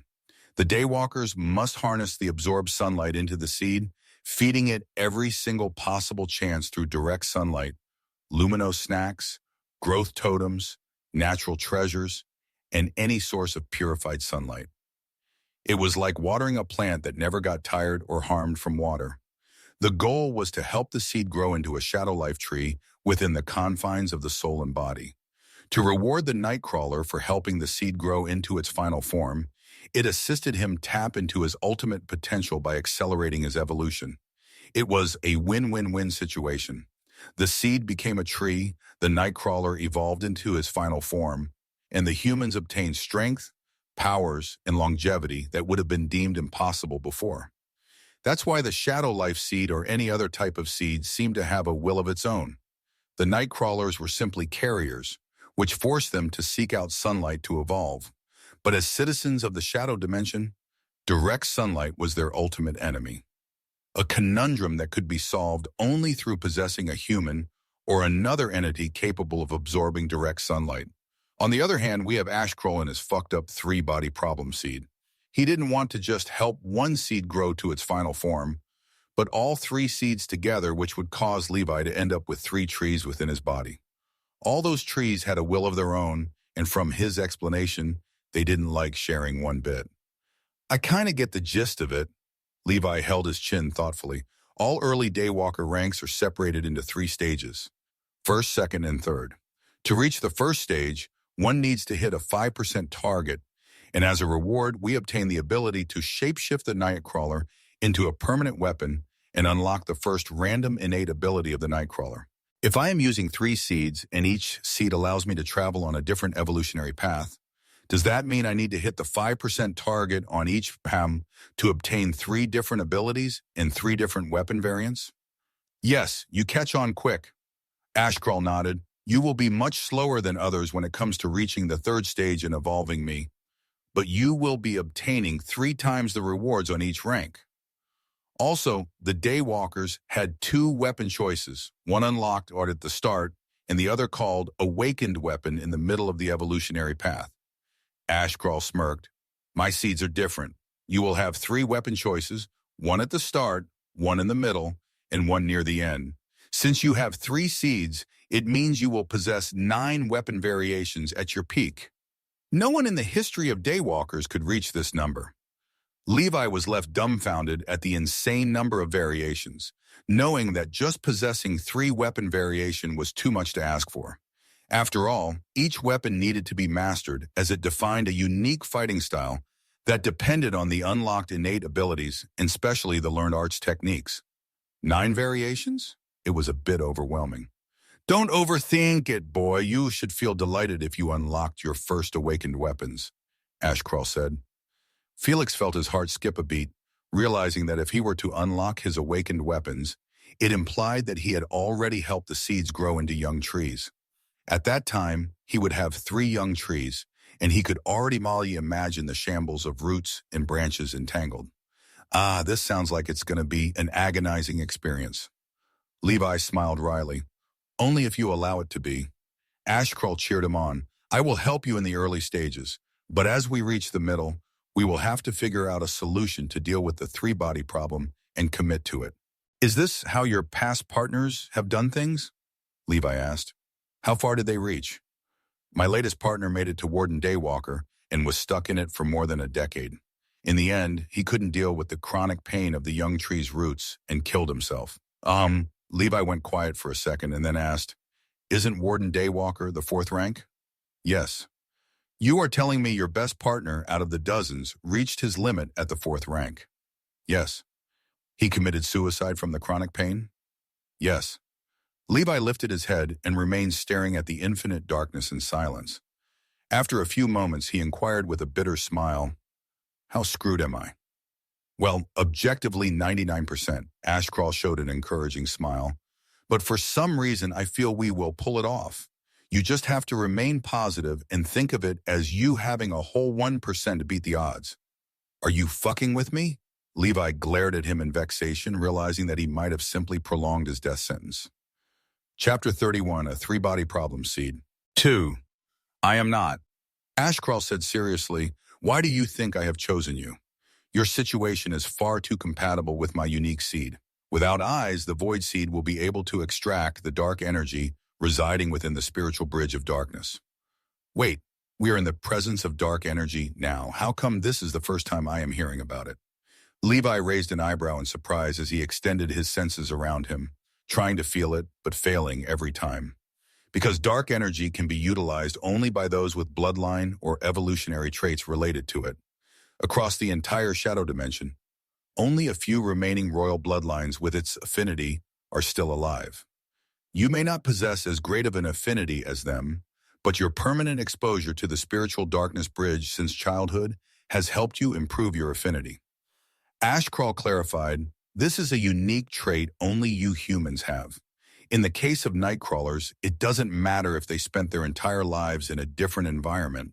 They won't be able to grow an affinity for that said environment. They are locked with what they are born with. Levi nodded in understanding as he had read about this subject in great detail in his mother's textbooks. He understood that Nightcrawlers came with seemingly infinite types of species, each one stranger than the other.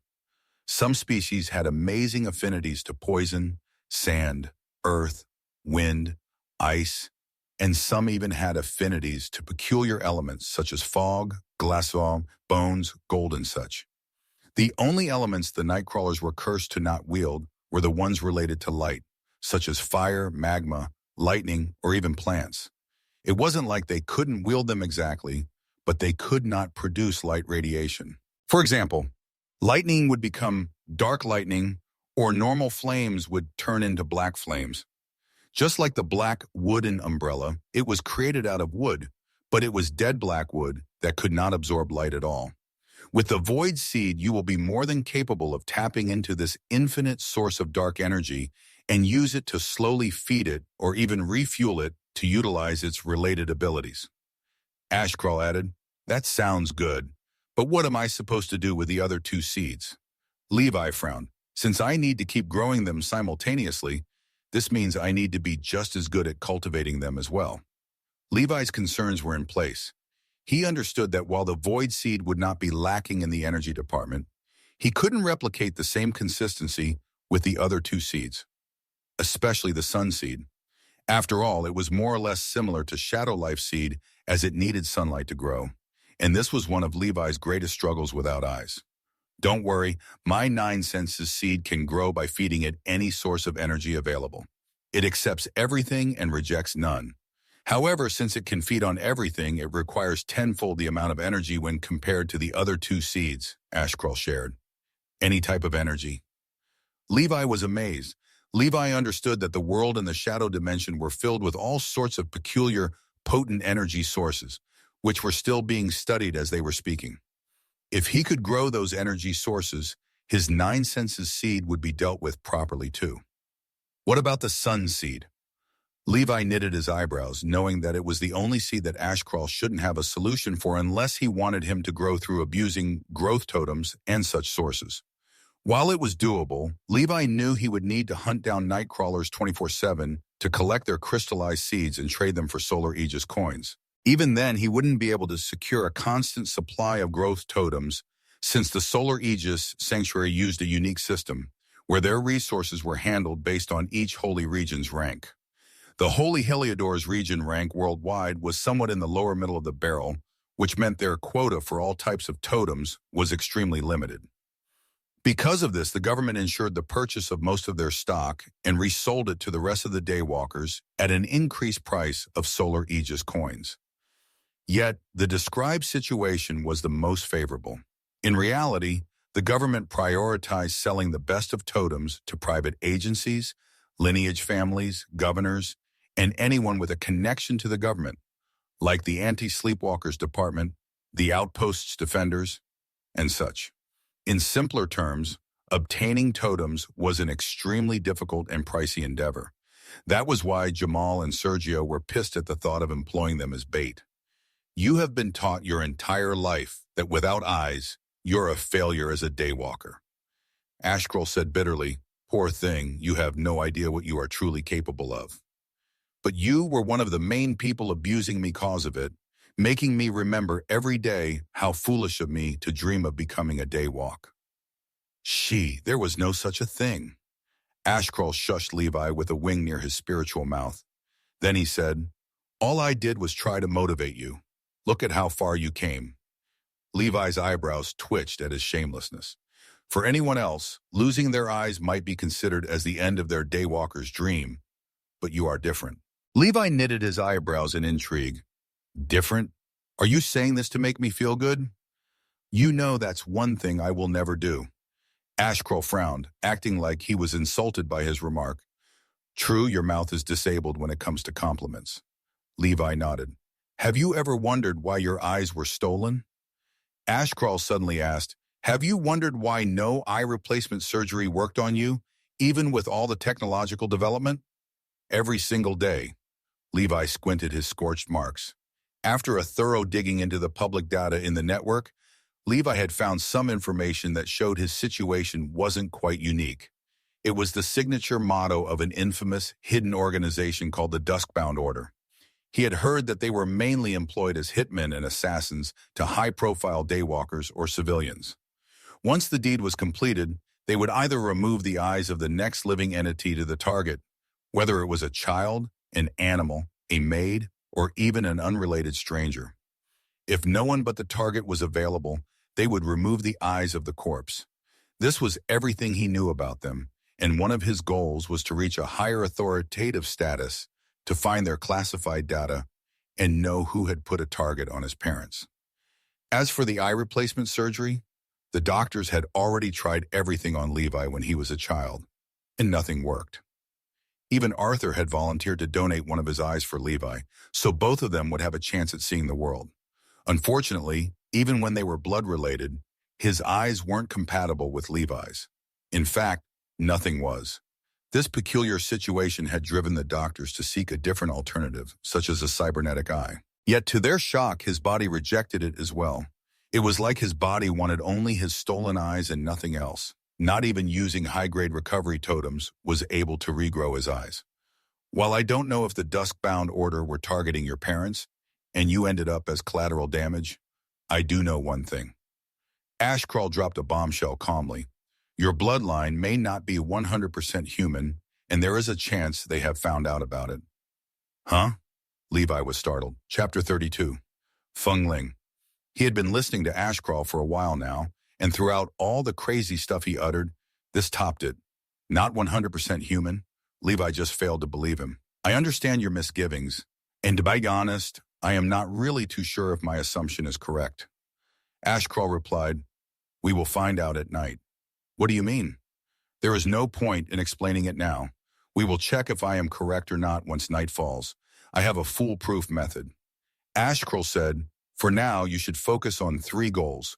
Get rid of any suspicion that might implicate you in the harrowing forest massacre, reach stage 1 in the 9 senses evolutionary path to unlock your first weapon and ability, and lastly, participate in the upcoming assembly to launder our partnership.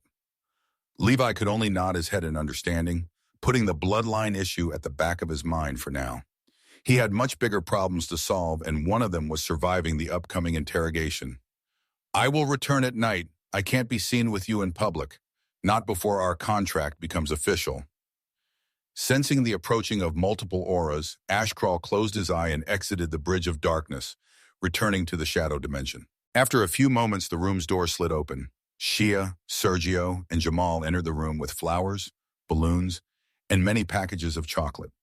Of course, Shia was holding nothing but a popsicle in her mouth. When they saw Levi sitting on his bed with the wind gently playing with his messy hair, their eyes lit up in delight. Levi, you are finally awake! Shia was the first to rush him and give him a tight hug. Levi was startled at first as he hated getting touched by people out of nowhere. As a blind person, it felt like his comfort zone was invaded against his will. But knowing that it was Shia, he relaxed his shoulders and accepted her hug with a serene smile. You have been sleeping so long, we started getting worried. Jamal shared as he dropped the gifts on the side of the bed. No one invaded your dreams? Just tell me what they look like, and I will handle them. Shia asked coldly while pulling away from Levi. Thanks for your concerns, but I had a great sleep. Levi smiled. Good, we would have stayed to watch over you, but we were called to assist with the investigation efforts, Sergio said calmly as he went to kick Arthur's couch, waking him up from his coma. Once his muddled eyes settled on the light and saw his brother up, he yawned lazily and asked, Big bro, you good? Never felt better. Good. Wake me up in an hour or two. Okay?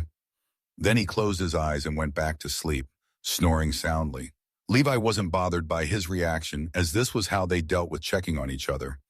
As long as the other party was alive and well, there was no need to make a big deal of it. Shia and the others didn't judge Arthur's reaction, as they had seen him stay around Levi ever since he woke up, uncaring that some of his wounds were still untreated. They said that love was actions, and ever since they hung around the Larson brothers, they had seen nothing but a tight brotherhood, which they envied greatly. Can you update me? Levi requested. I will tell you exactly what we heard after we woke up and found ourselves in the hospital.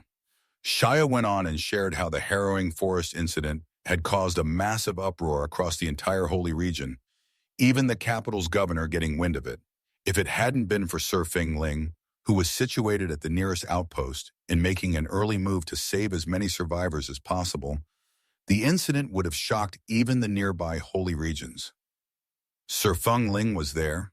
Levi was taken aback. Yep, isn't he the coolest? Jamal said with an awed tone. I have heard he has gathered all the survivors and placed them on a giant windboat, taking us straight to Tamara's settlement hospital. He didn't even wait for rescuers to come. Levi didn't hear the rest of what he said, as the moment he received his confirmation, he was assaulted with faint, broken memories of that dreadful night. He could remember hearing the faint, agitated voices of three men as he was being carried on someone's back. He was at that moment constantly fainting and waking up, allowing him to hear some jumbled sentences here and there. But one memory stuck in his mind and he never forgot it.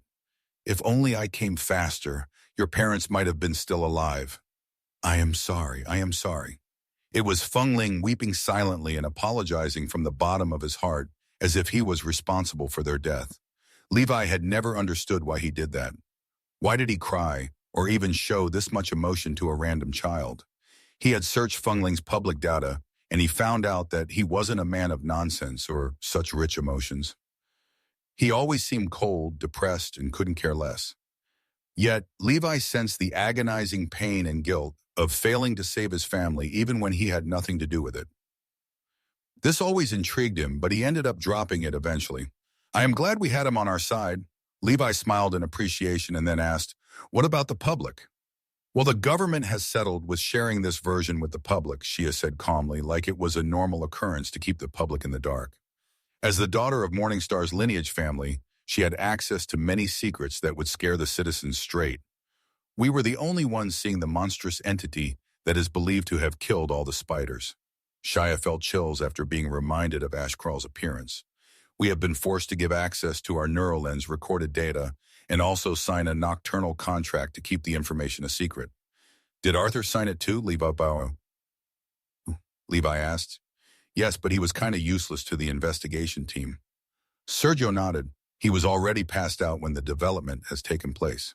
Don't worry, you will also be ruled out swiftly since you don't record with your neuralins, Jamal assured him. I see. Levi wasn't too sure about Jamal's confidence as he knew that he had enough information on Ashcrawl to implicate him. Blind or not, he understood that they wouldn't show mercy and would use all possible means to extract any useful information from him. So he had to be careful about it. May I ask who is leading the investigation unit? Levi inquired. Since Sir Feng Ling has played a great role in saving us and was the first to bring footage of everything that went down, he was appointed the investigation unit head. Jamal added disappointedly, if I knew he was the guard appointed at the outpost's gate, I would have gotten his autograph. It's never too late. He is still in the hospital, Sergio smirked. Fuck off. You are trying to get me disciplined? Jamal's eyelids twitched, knowing that approaching a high-ranked governmental daywalker on duty for such a crap might result in terrible consequences, especially when he was involved in a serious investigation. If he is still in the hospital, I believe it's best I go visit him and deal with the matter as soon as possible. Levi shared while trying to stand up, but Shia and the others pushed him back and told him that Sir Feng Ling was still making rounds and would be here in a few hours at best. Hearing this, Levi decided to wait for him. What about the crystal blood flower and its variation? Levi smiled bitterly. We have gone through so much trouble, and we haven't found a single one. I am sorry it ended like this. While it's unfortunate, not all was lost. Shia smirked. I used my connections to ensure that we receive at least 30% of the slain spider's crystallized seeds. You did? Levi was surprised. He understood that the wastelands followed the rules of the jungle most of the time. In other words, the rescuers would be the ones collecting the crystallized seeds off the spider's corpses after the survivors were taken away. Those crystallized seeds would go straight to the government's treasury. To obtain such a big chunk of crystallized seeds implied that her father must have definitely interfered. As expected, Shia went on and told him that her father had made sure not to get them ripped off after almost getting killed to clear the forest. 30% of the total turnover has rewarded us with 400 crystallized seeds of mostly Tier 1 flesh-eating spiders, Shia shared. That's good to hear. Levi sighed in relief. I believe it should be enough to buy you all the necessary materials for your perfect evolution. What are you talking about? Shia lowered her orange sunglasses and said, You think I am planning to get all of it? I am not that vile. We decided to split it evenly amongst each other. You and Arthur included. Huh? You sure? Levi was genuinely stunned. Chapter 33, Contract Modification. He had expected to receive money for their troubles, since they were still civilians. Most daywalkers do the same, rewarding their staff and subordinates with credits to keep as many crystallized seeds as possible. It was understandable considering that crystallized seeds were traded with Solar Aegis coins, the official worldwide coin for purchasing anything related to daywalkers. You kidding? You guys might not have been daywalkers, but I would rather have you on my team than most daywalkers, Sergio said solemnly. If even the cheapskate Sergio agreed to it, there was no point in asking the others. Don't think of us as strangers. Jamal smiled as he patted Levi's shoulder. We have gone through hell and came back alive. Nothing builds a stronger bond than surviving death together. They are right. You guys are now part of our squad, whether you like it or not. Shia grinned. We would be honored. Upon hearing this, Levi chuckled while nodding in understanding, not rejecting their offer. After fighting amidst them and seeing how they had each other's backs, he knew it was foolish to pass on such an opportunity, especially when the Blood Hunters Agency was the second strongest in the entire region, and just being in contact with them was a blessing everyone wished for. Since you guys are showing us love, I don't mind telling you the truth. Levi confessed with a smile. I don't need a whole 6 crystal blood flowers. Just 1 and the rest of the mentioned materials. I figured you would be trying to swindle me out of some flowers, but a whole 5? Shia was astonished. You sure are merciless. It was a common occurrence for evolutionist experts to swindle the daywalkers of a higher required amount of materials. Since those daywalkers, who sought after perfect and remarkable evolutions, were always loaded, they seldom cared. All they wanted was for the evolution to succeed, and if the price was much higher than standard, so be it. Of course, this worked only when considering new evolutions found and not the known ones. As you said, Aramwain, we are struggling with money. Levi chuckled, saying, while I have no interest in selling my mother's knowledge, I don't mind earning money other ways. Smart, if I were in your place, I would have gotten much more. Sergio rubbed his hands shamelessly, dreaming of the day he landed on such precious knowledge. Shia and Jamal's eyelids twitched, knowing that he would be an absolute menace. If it's just one crystal blowflower, obsidian bloodvine, and the rest of the materials, I should have them ready in 3 days at most. The Sunstrike Agency must have an overflow after clearing the nest's treasury and will sell some of them below the market price in the region. Shia smiled widely in anticipation after obtaining the necessary funds, crystallized seeds. Although she was filthy rich, she knew it was a bad investment to trade credits for SA coins. The exchange rate was absolutely abysmal, making it extremely easy for daywalkers to get rich off selling SA coins, but the opposite for the buyers. That's why Levi wanted to swindle 5 crystal flowers, knowing that if he traded them for SA coins, he would have the choice of possessing both credits and coins for future necessities. Though he would never cheat someone who took him in and treated him as a friend. Don't even mention friends who he had fought alongside and survived to the bitter end with them. It would take one with great evil and immorality to do this. Hey, I am about to evolve perfectly, and you guys aren't. You bums should address me with respect after 3 days. Meanwhile, Blader was seen making a little dance in excitement, irritating Oro and Othnir to no end. For Nightcrawlers, evolution was everything to them. To have a perfect evolution in this climate, some Nightcrawlers and Daywalkers would actually become depressed for days from envy. Sergio, you useless fatty. How come Bleeder gets to have a perfect evolution while you are still struggling with a mere remarkable evolution? Othnir chided in frustration. The fuck you want me to do? He got lucky we didn't, Sergio retorted. Levi, did you somehow hear anything related to my evolutionary path? Oro went ahead and requested Levi with a hopeful tone. While Levi knew that Ashcrawl might have an idea about their evolution, he still shook his head with a wry smile. My apologies. I have learned only Bleeder's species' evolutionary path. I see, Oro and Othnir were left disappointed, but they didn't take it on Levi, knowing that such information could be obtained only through luck or trial and error. That's why being an evolutionist was a highly coveted and respected career. They needed to be extremely intelligent and have great knowledge about Nightcrawlers and their infinite species. Additionally, learn about natural treasures and how they react to each other and Nightcrawlers to create the best formula for their evolution. They were mostly hired privately by lineage families and agencies to search for the best evolutionary paths for their top daywalkers. After a short while, Shia and the others left Levi to rest in peace. Shia told him that she would contact him once she got her hands on the materials. She also assured him that she was actively working on getting the recommendation letter to participate in the assembly. While she and the others were still on the fence about this as she knew that the assembly involved battles, they didn't want to discourage Levi anymore. If he wanted to join, let him be, and he would figure it out on his own. Also, just when she was about to leave, she told him to check their nocturnal contract details. Levi murmured the serial number of the contract in his mind, and it manifested before him, leaving him quite fascinated. What a mystery. Levi knew that no matter how much he thought about it, he could not figure out how the nocturnal contracts worked. It was a mystery unsolved by even the Nightcrawlers. Thus, he could only be amazed and move on. After reading the terms, he was left stunned at the change of the penalty applied to him.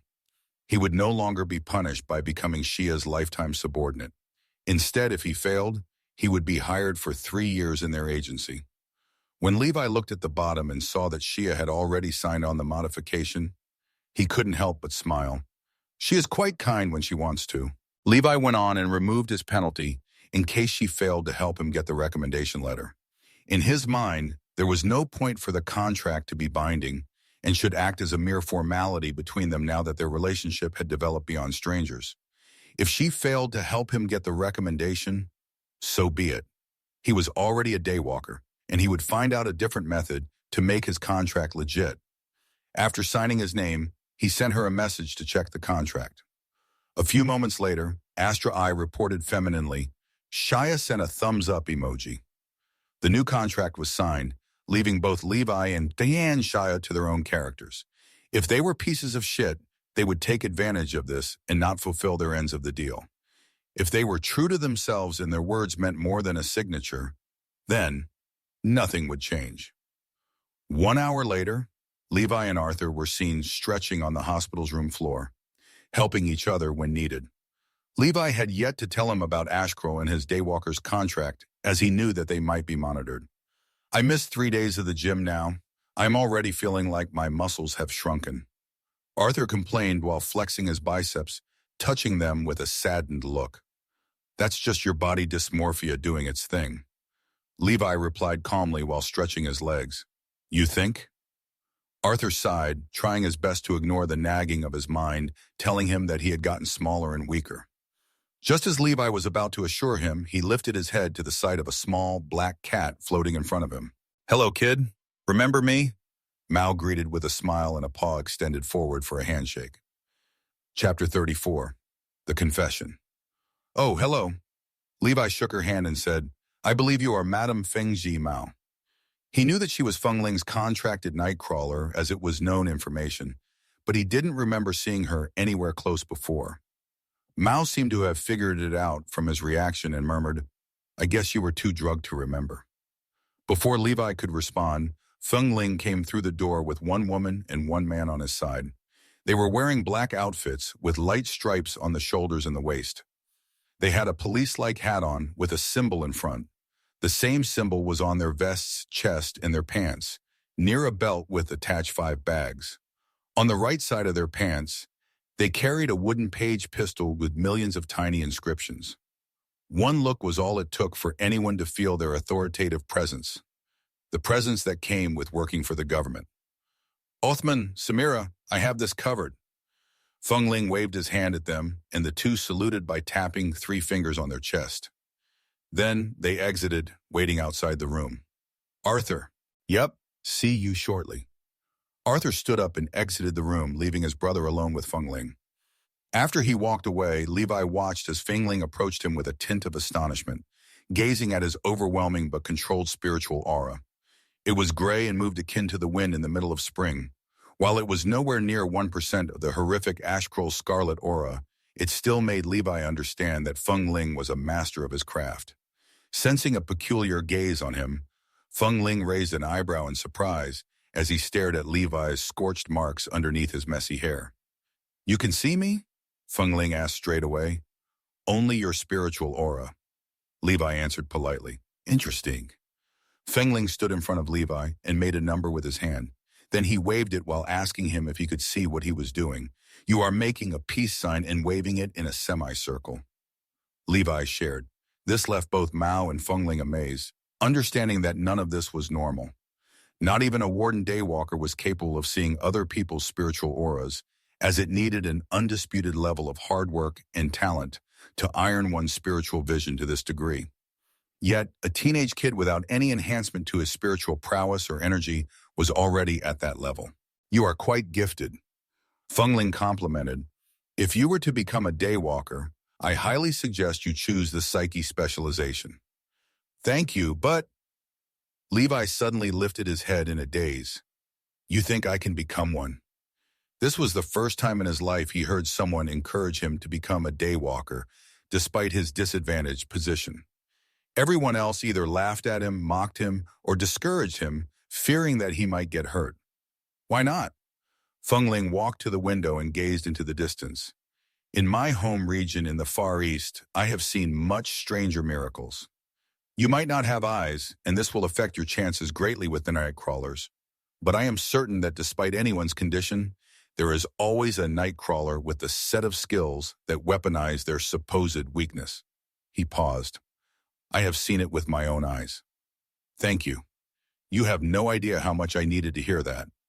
Levi smiled in appreciation. Although he was already a Daywalker, he still felt a wave of security washing over him at the idea that someone like Feng Ling believed in him. Now let's get this over with so we can get you discharged. Feng Ling turned around and brought 2 chairs, helping Levi sit on one and then sitting in front of him. He brought out a holographic screen and asked calmly, "First, was your Neuralens device on during the incident?" "Yes, but I wasn't utilizing its scanning capabilities to save on battery." Levi answered, "I didn't know how long he would remain in the forest, so I was being cautious." "I see." Feng Ling nodded. He didn't think much of what Levi did, as he knew that there was a massive difference between recording with the lens and the device's scanning abilities. The lens wasted almost no energy since it was visual feedback, but using a scan was different. The device had to scan every single rock, twig, drop of water, and the rest of the details to paint a vivid scene for Levi. This devoured a great quantity of energy. Of course, there were many roundabouts to avoid this and still use visual input, like wearing glasses with a tiny camera linked to the device or such. But Feng Ling didn't ask Levi about them, as he knew that it was the smartest thing Levi could do. If it was up to him, he would also get rid of the lens that was recording every detail of his life and storing it. Even if there were many measures to protect his privacy, he still hated this sensation of being monitored at all times. Unlike everyone else, Levi had an actual excuse to not wear the lens. One could say it was one of the few things being blind in this era was good for. Thus, he moved on from this subject and continued his questioning. "Share with me your experience in the harrowing forest." "With pleasure." Levi nodded, willing to cooperate. Levi went on and narrated almost every single detail from the moment he met Shia, and even mentioned their deal, as he knew that Shia and the others couldn't lie about it even if they wanted. Of course, his contract with Shia involved this exception, so she wouldn't suffer from the consequences of breaching the contract. Everyone participating in the forest had their data of the incident breached by the investigations squad to find out if there were any sleepwalkers or fallen daywalkers amongst them. While this was a huge breach of privacy, no one but the investigation squad had the right to the data. They were also under contractual obligations to keep it to themselves unless the mentioned data was used for the investigation. Feng Ling merely kept listening to him while scratching his messy beard, uncaring about him possessing information on Bleeder species Tier 3 perfect evolution. He didn't even react much when he heard that Levi went this far to secure a recommendation letter to join the assembly. It was like he expected this much from him. However, when Levi finally reached the finale and mentioned the creepy-looking ashcrawl, Feng Ling fixed his posture immediately. "You saw him too?" he asked solemnly. "Yes, it's hard to forget him when he is one of the ugliest entities I have ever seen in my life." Levi didn't hesitate to trash-talk ashcrawl, still heated over the tattoo. "Did you see what he did to the spiders or lurker queen? Or were you passed out like the others?" Feng Ling inquired. "Matter of fact, I did." Levi confessed. Feng Ling and Mao were taken aback by his response. They immediately leaned closer, their expressions turning as serious as they could be. "Tell us everything. Spare no detail," Mao said. "All I remember is that Tier 3 Nightcrawler piercing my stomach with a log and throwing me back to my friends. After a few moments, I find myself all healed and waking up to the sight of that creepy entity standing inside the solar dome." Inside the solar dome. Feng Ling narrowed his eyes. Did he seem hurt? Burnt? Anything? "I don't know. I can only see his spiritual aura, and it was beyond terrifying." Levi shook a bit, feeling a chill coursing down his spine at the memory of Ashcrawl's scarlet aura. Seeing his natural response, Feng Ling and Mao could tell that he was being truthful. "If you were to compare my aura with him, how big is the difference?" Feng Ling unchained the limits on his aura, allowing it to run wild.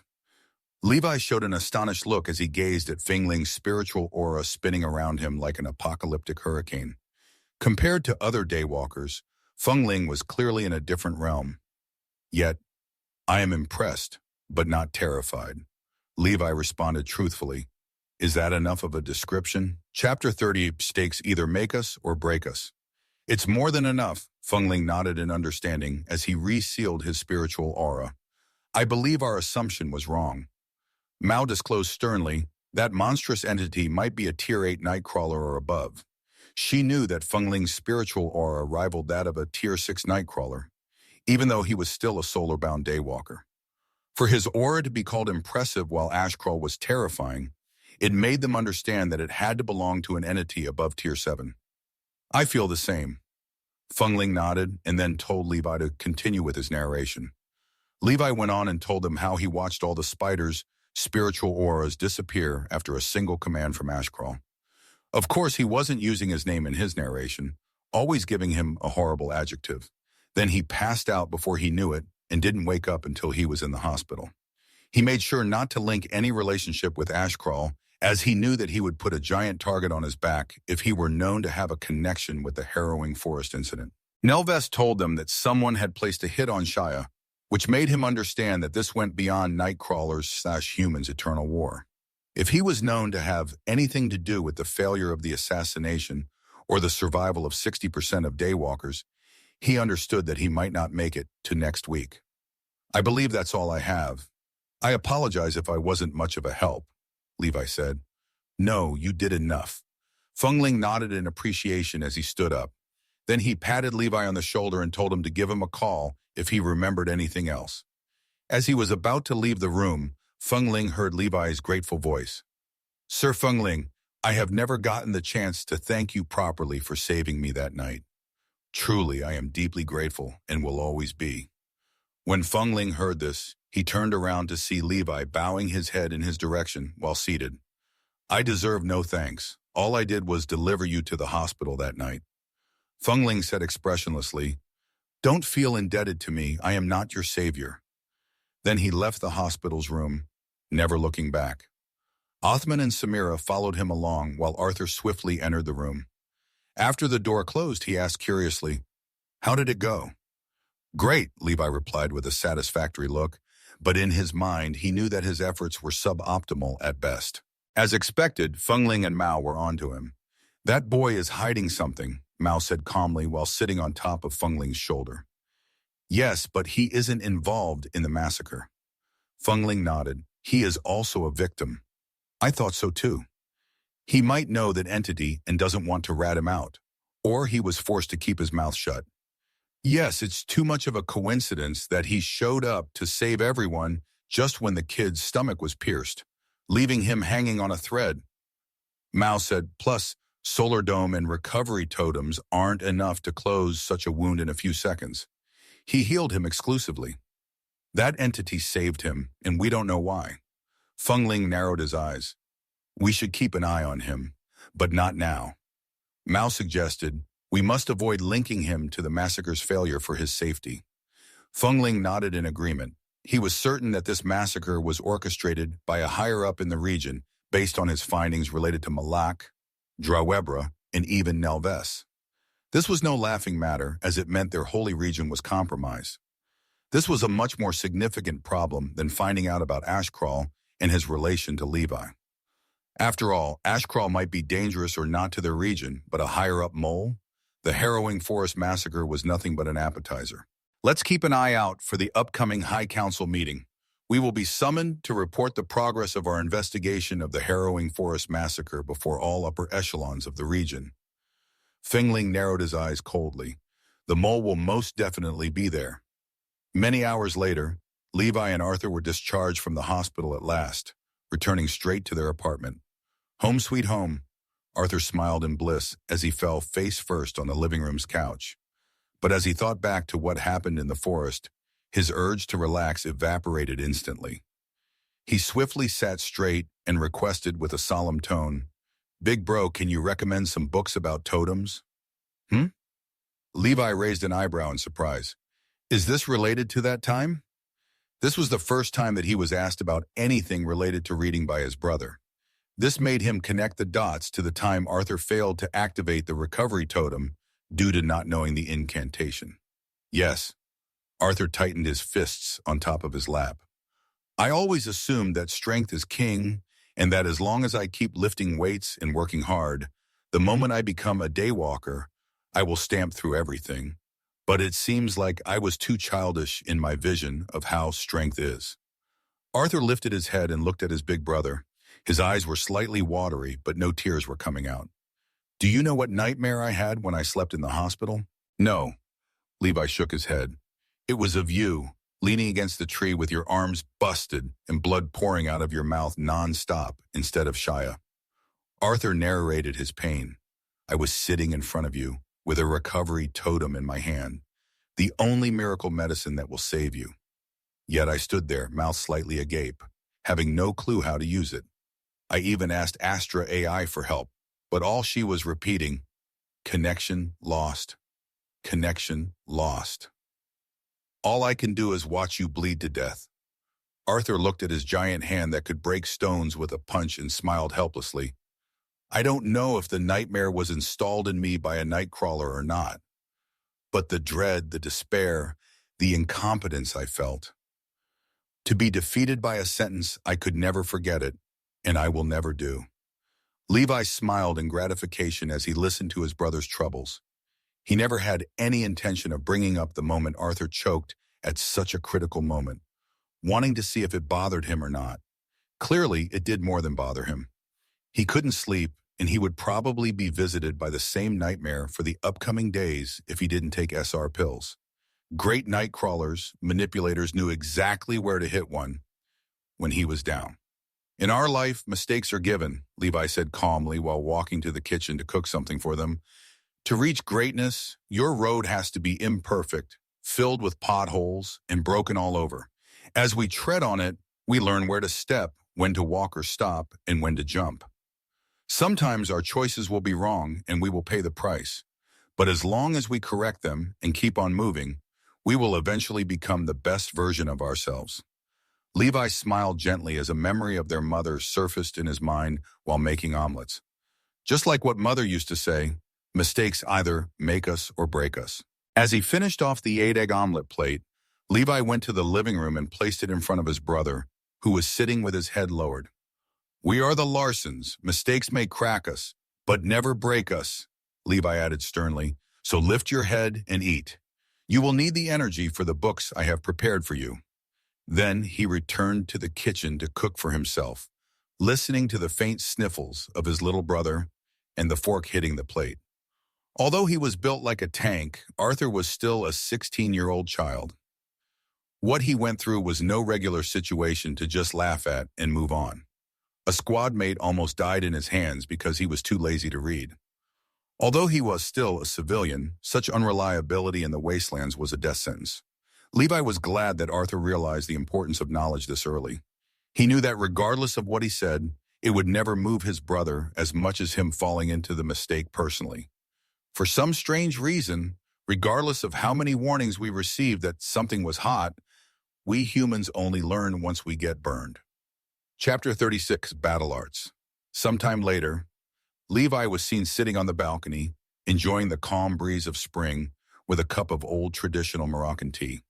While many countries had declined after the fall of civilization and the establishment of the New World System, some cultures remained strong. Right now, he was waiting for night to fall and Ashcrawl to make an appearance while thinking deeply about everything he had learned a while ago about his seeds.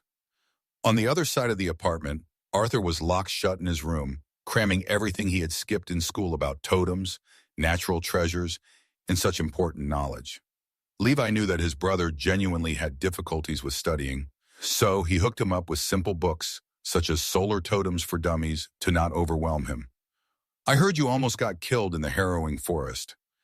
Kick, that's what you get for acting tough in the wastelands. Give the kid a break. He can't see, so he might have waddled outside and he had no clue about it. Cock, good one. While it seemed to everyone else that Levi was taking a relaxing tea break, in reality, he was being disturbed by a group of Nightcrawlers. Levi had interacted with them before. They had tried too many times to seduce him, but to no avail. For Nightcrawlers, such failure was quite humiliating. Thus, occasionally, some of them would hang around Levi to annoy him as payback. But Levi didn't even give them an ounce of attention. He kept sipping the hot mint tea while brooding over the pieties of his non-human bloodline. I always knew that my parents' origin isn't precisely Northern African, but I assumed it would be European or Western. Levi rubbed his chin thoughtfully. But non-human? Was he implying that I might possess a bloodline from a different dimensional race like Nightcrawlers or those behind Solar Aegis Sanctuary? With the limited access he had to knowledge, Levi knew that no matter how hard he pondered on the subject, his findings were inconclusive. He could only shake his head and be patient, awaiting Ashcrawl's arrival. Sometime later, as Levi was being annoyed by the Nightcrawlers on the balcony, Ashcrawl's terrifying cold voice resounded in the area. "Trash, haven't I warned you not to show your faces here again? Scram before I erase your existence." "Shh, he is here." The instant the Nightcrawlers picked up on his bone-chilling order, their expressions turned grim, and they swiftly exited the Bridge of Darkness. They didn't even wait to see Ashcrawl, as they had witnessed what he was capable of and heard much worse rumors. After the area around Levi was cleared, he lifted his head to see Ashcrawl appearing from a distance, flapping his tiny wings, barely able to lift himself. Levi stared at him with quivering lips. If the Nightcrawlers stayed behind and saw what the demon had turned to, his authority and reputation would be thrown down the gutter in a second. "What? You never saw a handsome bat before?" Ashcrawl sneered as he sat on top of Levi's shoulder. "Nothing, I just want to let you know that we might be watched. So it's best that we communicate telepathically from today onward until the assembly," Levi warned sternly. "You failed to drop the suspicion on you?" Ashcrawl frowned as he swiftly disappeared, maintaining a telepathic conversation. Then a few moments later, he reappeared and told him that no one was watching them. "How did you know?" Levi raised an eyebrow in surprise. "I have my ways. Now speak. What happened?" "I was interrogated by Sir Feng Ling. Lying to him is nearly impossible without showing any sign. I tried my best to avoid getting implicated in the massacre, but my connection with you, not so much." "Useless." Levi's eyebrows twitched. "You are the one putting us in this situation. You just had to show off and let the others see you. If you got rid of the spiders and the goatee Nightcrawler, while staying in the shadows, no one will suspect me of anything." Indeed, the smartest thing to do would have been to act from the shadows, which wouldn't have put Levi in the situation to lie. But Ashcrawl just had to show off his powers to him. "Don't be naive," Ashcrawl clarified calmly. "You thought I made an appearance just to show off? It was to protect us." "Protect us?" Levi frowned. "Are you trying to gaslight me? When have I ever lied to you?" "That's what I thought." Ashcrawl carried on, taking Levi's speechlessness for agreement. "If I haven't shown myself, your stomach wound will have no explanation except you becoming a sleepwalker or a daywalker. A hole was blown in your guts. You think civilians can survive it?" "No. Oh." Levi recognized that Ashcrawl was making a ton of sense. A hole was pierced through him. This was enough to kill any civilian in less than 10 seconds at most. One could argue that the solar dome and recovery totems might have delayed his death, but no one would believe he came out of it without a single scratch. While they might suspect you of having a relation to me, they won't have much proof to make a move. In the worst possible scenario, all you should do is tell them that I have forced you to not snitch on me. "True." Levi nodded in understanding. Levi knew that from other people's perspectives, he was a helpless blind kid who survived the harrowing forest massacre purely through a miracle. In other words, their first assumption would never lead to him signing a contract with Ashcrawl, a Tier 7+ monster. Especially when those monsters were kings and queens of nests, massive enough that they were called kingdoms and empires on Earth. Who would believe a terror of such caliber would dare sign a daywalker contract with a blind kid and reverse all the hard work and pain he went through to reach such a stage? Even if Levi were to tell people of it, they would laugh in his face. It was counterintuitive, since Nightcrawlers signed such contracts with humans for the sake of evolving to upper tiers, 7, 8, 9. That's why most Nightcrawlers taking this path were Tier 4 or Tier 3, since it required their previous evolution to reverse until the Shadow Life tree returned to a seed. Levi and Ashcrawl's situation was simply too unique. No one would dare believe them unless they saw the awakening personally. Thus, Ashcrawl was right in a sense. His appearance pulled some attention on Levi from Sir Feng Ling, but it was enough to give him a legit excuse for his stomach hole. "I guess I was wrong." Levi owned up to his lack of foresight without being embarrassed. He was taught by his mother that the staircase of knowledge was climbed 2 steps forward and 1 step behind to ensure that nothing was lost. "Good, now, let's see if I am right again." Ashcrawl shared solemnly, "Go sit in the living room and wait for the holy pillar's light to descend. It's time to learn about your origins." Taking a deep breath, Levi stood up from the balcony and walked towards the living room, guiding himself with a hand on the wall. After reaching the center, he sat on the cold floor and removed his upper shirt, exposing his well-toned muscles. "Astra, what time is it?" Levi asked. "It's 6:26, sir." "Thank you," Levi murmured. "The sun should be setting any moment now." As he waited, Levi couldn't help but wonder about the watering process for his seeds, and if it was any different than what he read about. He had already memorized the entire Daywalker cultivation system, making him understand that each Shadow Life seed required from the host a constant supply of sunlight to grow until the body hit a plateau. The plateau was always reached once the seeds fulfilled 50% of their needed resources from a total of 100%. The 15% was further split into 3 mini checkpoints, each at 5%. Using this information, the Daywalker's cultivation system was born as the humans separated each plateau into a named rank, like Pathfinder Daywalker, Warden Daywalker, Solar-bound Daywalker, etc. Since each 15% was split into 3 mini checkpoints, they were named as the first stage, the second stage, and the third stage. For example, a rookie Daywalker at the third stage implied that he was at 15% completion, while a Warden Daywalker at the third stage entailed a 75% completion. Each 5% fulfilled, the Shadow Life seed rewarded its host with unlocking a random innate ability that the Nightcrawler had mastered before his evolution was reversed, or a unique power-up. It was like the Shadow Life seed stored all the data of the previous evolution and used it as a reward system to keep motivating and strengthening its hosts. This was the quickest and easiest way to obtain prepared abilities. In reality, the Nightcrawlers had to work their asses off to create those abilities from scratch. The Daywalkers also needed to do the same to create the so-called learned techniques based on the evolutionary traits of their partners. Combining those innate abilities and learned techniques gave birth to the so-called battle arts, since each Daywalker could create their unique fighting style separated from the crowd. Even if another Daywalker shared the same Nightcrawler species and powers, both would have different fighting styles. For example, Shia created a new technique called the Blood Ring of Damnation that was reliant on her crescent-bladed glaive. Another Daywalker with the same Nightcrawler might be using a spear, a bow, or even a gun. This allowed him to create blood battle bow arts, spear arts, or gun arts, but he wouldn't be able to replicate her technique unless he possessed a similar weapon. In the case of Levi, he had 3 seeds, 3 evolutionary paths, 3 different skill trees, and 9 weapon variations at his peak. Yet Levi didn't seem overwhelmed at all. He was blind since childhood, which taught him the great skill of locking his focus on one issue at a time and drowning out the rest of the noise. When one had his visionary simulation taken away, his mind was bound to be sharpened into focusing on specific tasks at a time. At this moment, Levi's focus switched immediately from wondering about his peculiar cultivation system to his origins the moment he felt the warm embrace of the Holy Pillar's light. "It's here," Levi murmured as he lifted his head, bathing half-nude under the shower of gentle, divine light falling from the heavens. Fortunately, their apartment was on the topmost floor, allowing them direct access to the holy light due to the glass roof, unlike the rest of the apartments under them.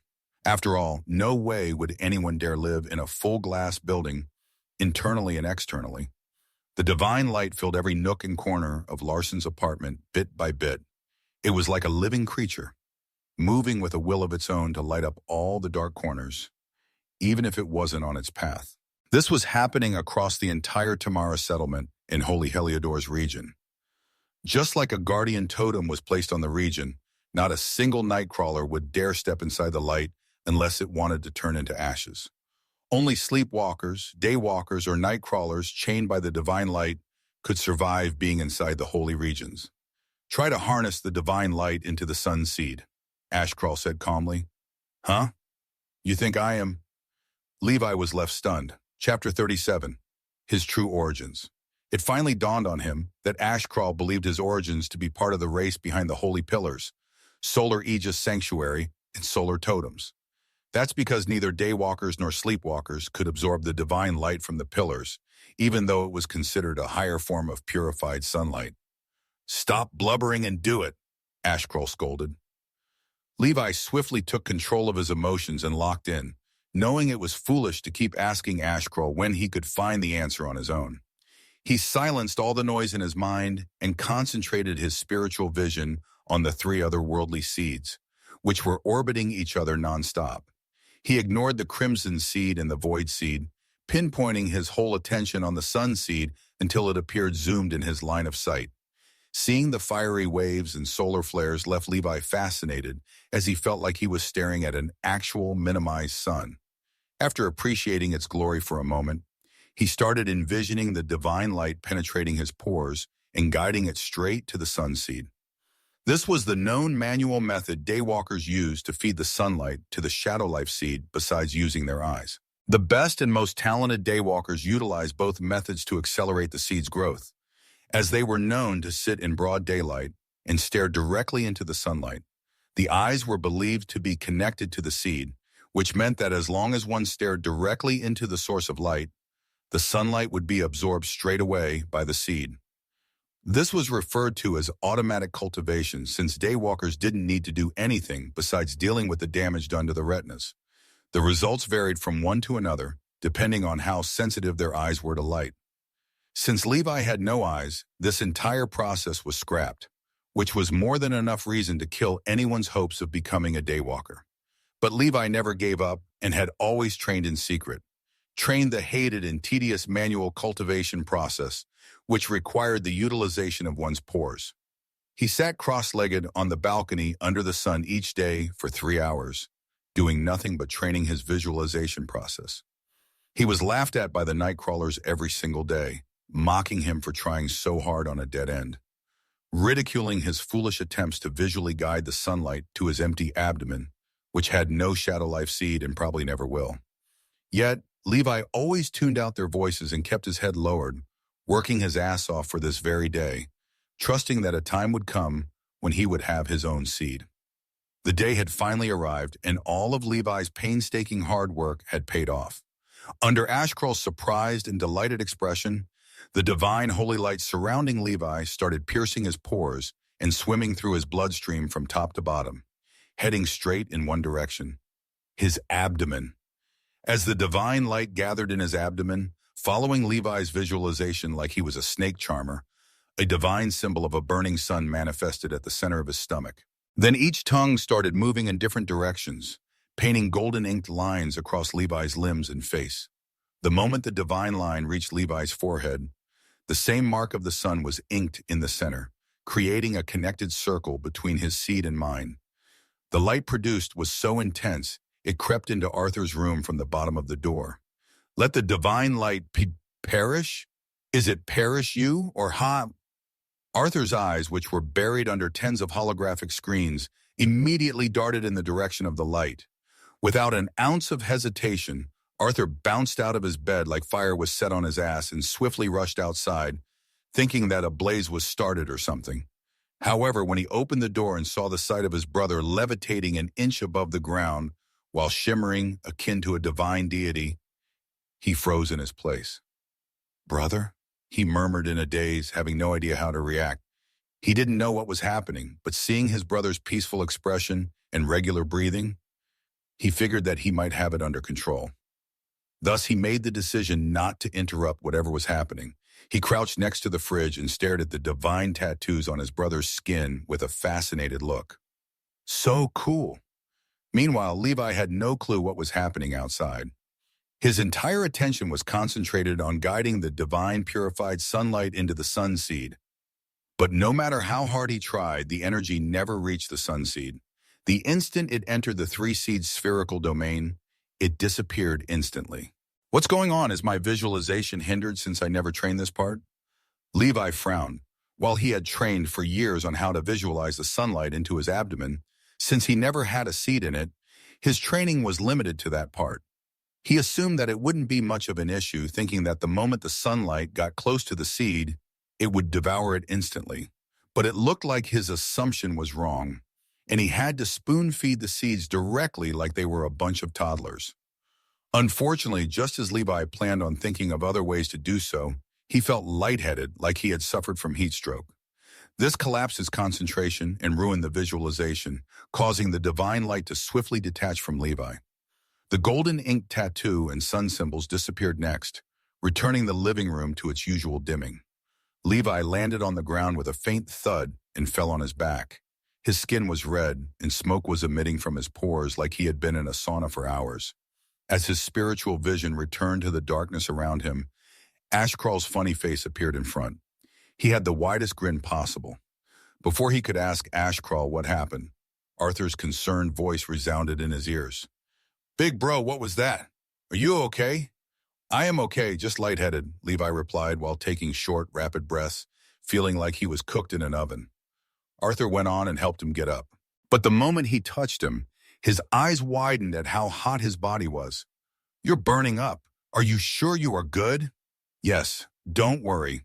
As he was guiding him to the couch, Levi requested that he give him an hour or two to wrap things up here. Then he would come and explain everything to him. Arthur didn't retort or complain. He nodded in understanding and went to the kitchen, pouring a cup of water for his brother. Then he placed it in front of him and went back to his room. "Call me if you need anything," Arthur shouted from behind the door. "Aight." Levi took a sip of the water to ease his dizziness. After catching his breath, he looked at Ashcrawl and said one word: "Explain." "What's there to explain?" "Congratulations. You are half Radian, half human." Ashcrawl chuckled. "Half Radian, me." Although Levi knew that no other reason could explain what he had just done to the Holy Pillar Light, he still felt surreal. Half Radian, as in the upper dimensional Radian race responsible for the survival of the entire human species? The ones worshipped by a great portion of citizens and daywalkers, believing them to be their sole saviors? He couldn't believe it. Unlike the Nightcrawlers, the Radians rarely stepped foot on Earth, as their entire support was through the solar Aegis sanctuaries across the globe. Thus, it was nearly impossible to see or meet one unless they were at the peak of authority within each holy region. To find out that one of his parents might be a Radian was no easy pill to swallow, as it changed his entire identity and destiny. "But it can't be. Both my parents looked and acted just like any other human." Levi knitted his eyebrows. They didn't even possess a good potential to become a daywalker. Maybe their memories were erased, and their strength was lost in translation. Maybe your parents were also just a descendant of the true Radian, and their human bloodline ruled over their genetic formation, making them average. Ashcrawl said calmly, "Who knows? You might be a descendant of an ancient Radian who descended on Earth way before the first fall of civilization. Only now did one of his descendants inherit his qualities." When it came to bloodlines, for the most part, the genes would thin out as the bloodline gets mixed with average ones over time. But this didn't eliminate the miraculous emergence of the Radian-dominant genes down the line. This might be what happened to you or your brother. You saw his freakish physical genetics. That's not normal. Levi nodded in understanding. Once his parents were eliminated as suspects of being a Radian undercover, it opened a whole can of questions, but also answers. I believe it might be my grandparents on my mother's side. I don't know which one, as I was told that they perished during the 3rd decade after the fall of civilization. Levi shared, "My mother always spoke highly of them and told me that they were one of the wisest people in the world." "They might," Ashcrawl shrugged. "Being wise isn't enough of a proof, but it does entail an extended longevity. Radian race's longevity is nowhere near humans' perception." Just as Levi wanted to comment back, Ashcrawl dropped the subject. "Whether it's them or it's one of your parents, it doesn't matter right now." He grinned. "What matters is that you have succeeded in absorbing the divine light, which means I don't need eyes to keep up with the other daywalkers," Levi murmured. "Keep up?" Ashcrawl laughed. "Boy, do you know the difference between normal sunlight and purified sunlight?" "Yes, I read that it's 10 times more potent." Levi nodded. "Well, the divine light is 100 times more, and you, my boy, are the only daywalker in the world with access to it." Ashcrawl dropped a bombshell, leaving Levi with his lips parted in shock. Chapter 38. The 3 Origin Seeds. All Levi ever wanted was to absorb sunlight like normal daywalkers to keep up with their growth. He had never dreamed of absorbing purified sunlight consistently, as he knew that growth totems were too pricey and unavailable for daywalkers with no network. Now he was hearing that he had infinite access to the divine light, keeping their civilization alive, an energy source 100 times more potent than natural sunlight. He ought to feel awestruck. Though it looks like you haven't inherited the Radiant's heat immunity, Ashcroll added, you need to train to absorb it properly to reduce the lightheadedness produced from heat stroke. Heat stroke? My temperature did rise immensely, Levi said while touching his hot skin. Radians are upper dimensional entities in tune with stars. You might have inherited their ability to absorb their divine light, but it is not as great without heat immunity.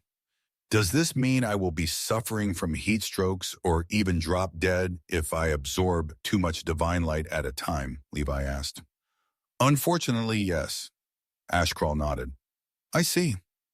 Levi smiled faintly, not voicing a single complaint. In his eyes, it might not be as optimal as absorbing divine light like the rest of the Radians, but it was 1,000,000 times better than what he had before. At least now, he had a legitimate chance at feeding his seeds with a quality energy source. Don't sell yourself too short. Ashcrawl shared, you might suffer from heat strokes each time you absorb the divine light, but just like anything, your resistance can be improved. How? Is it through hard work or maybe changing the environment to a cooler one? Levi believed that practicing the absorption process through repetition would increase his resistance to heat over time. When combined with training in cold environments, this would definitely prolong his absorption process. Those two are standardized improvement methods that are a must, but they won't be your main method for enhancing your resistance. Ashcrawl pointed his tiny wing at Levi's abdomen and said calmly, you already have the missing key to negate all the shortcomings of being a mere half-radian. The sun origin seed. Levi figured it out instantly. Yes. Ashcrawl nodded. As long as you feed it consistently, the seed will reward you with unimaginable powers related to stars. Heat immunity is one of these powers. That sounds good and all, but I tried it and failed for some reason. Failed? Yes, I followed the exact steps of manual cultivation that I have been practicing my whole life. Yet the energy disappeared the instant it entered the 3 seeds orbital zone. I am sure the sun seed hasn't absorbed it since it showed no reaction. While Levi was explaining the situation earnestly, Ashcrawl was chuckling in front of his face. What's so funny? Levi frowned. Check the 9 senses seed and you will understand. Hearing this, Levi swiftly used his spiritual vision to gaze at the 3 origin seeds. When his eyes landed on the crimson seed, he couldn't help but gasp in astonishment. There is a tiny crack. Levi knew this was massive as it implied that his 9 senses seed had fed on the divine light and had started the sprouting process.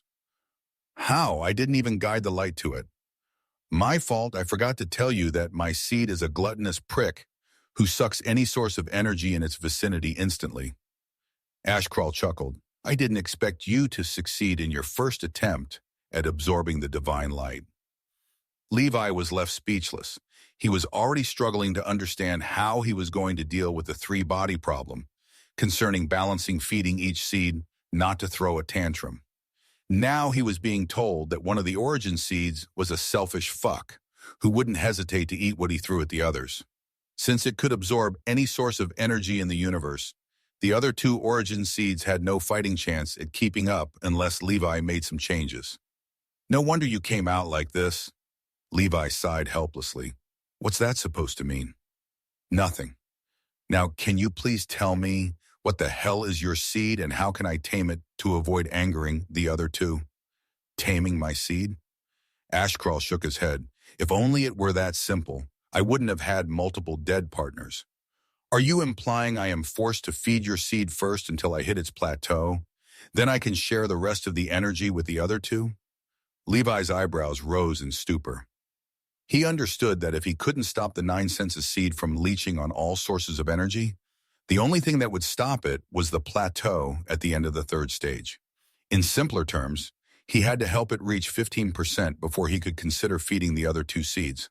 While this wouldn't cause many problems at the beginning of his evolutionary journey, it would become a massive hurdle later on when the roots and branches would start to spread out.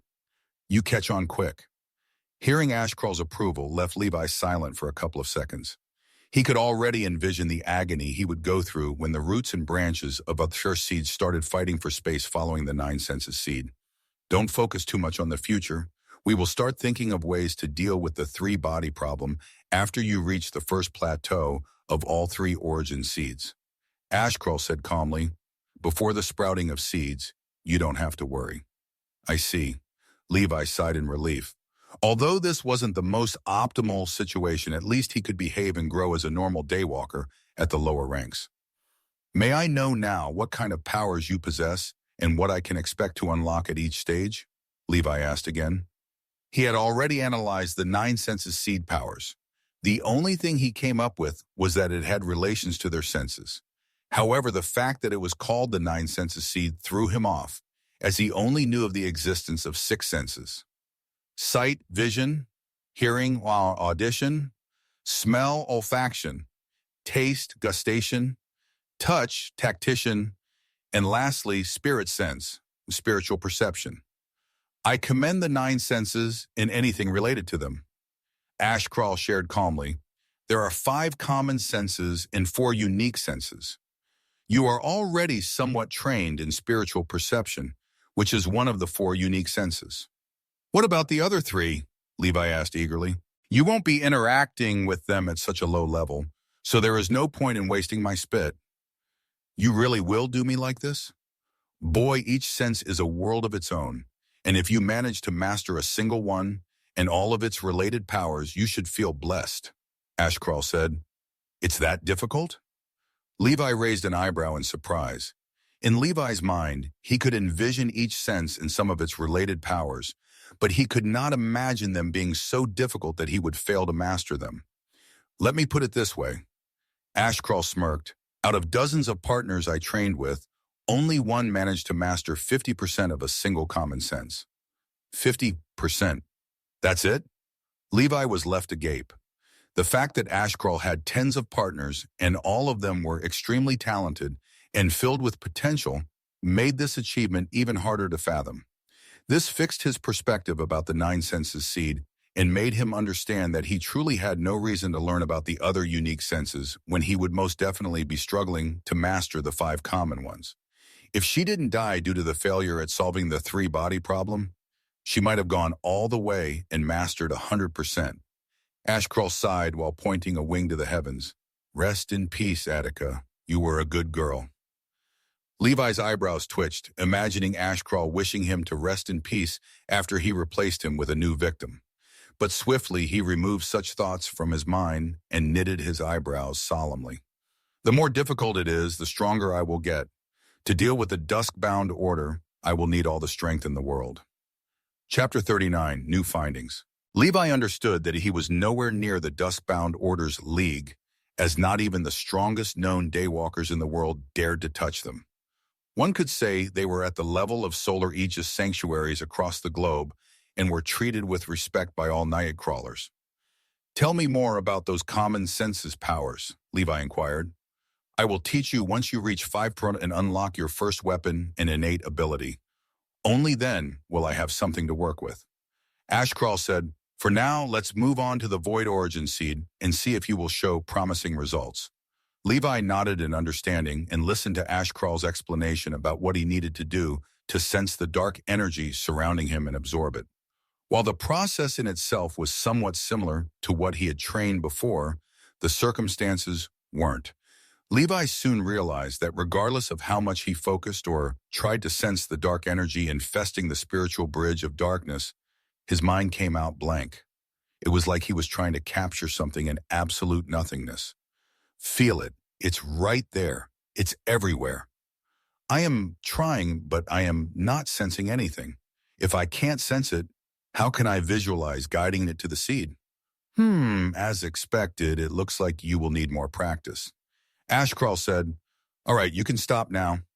Levi let out a long exhale in disappointment, not too pleased with himself.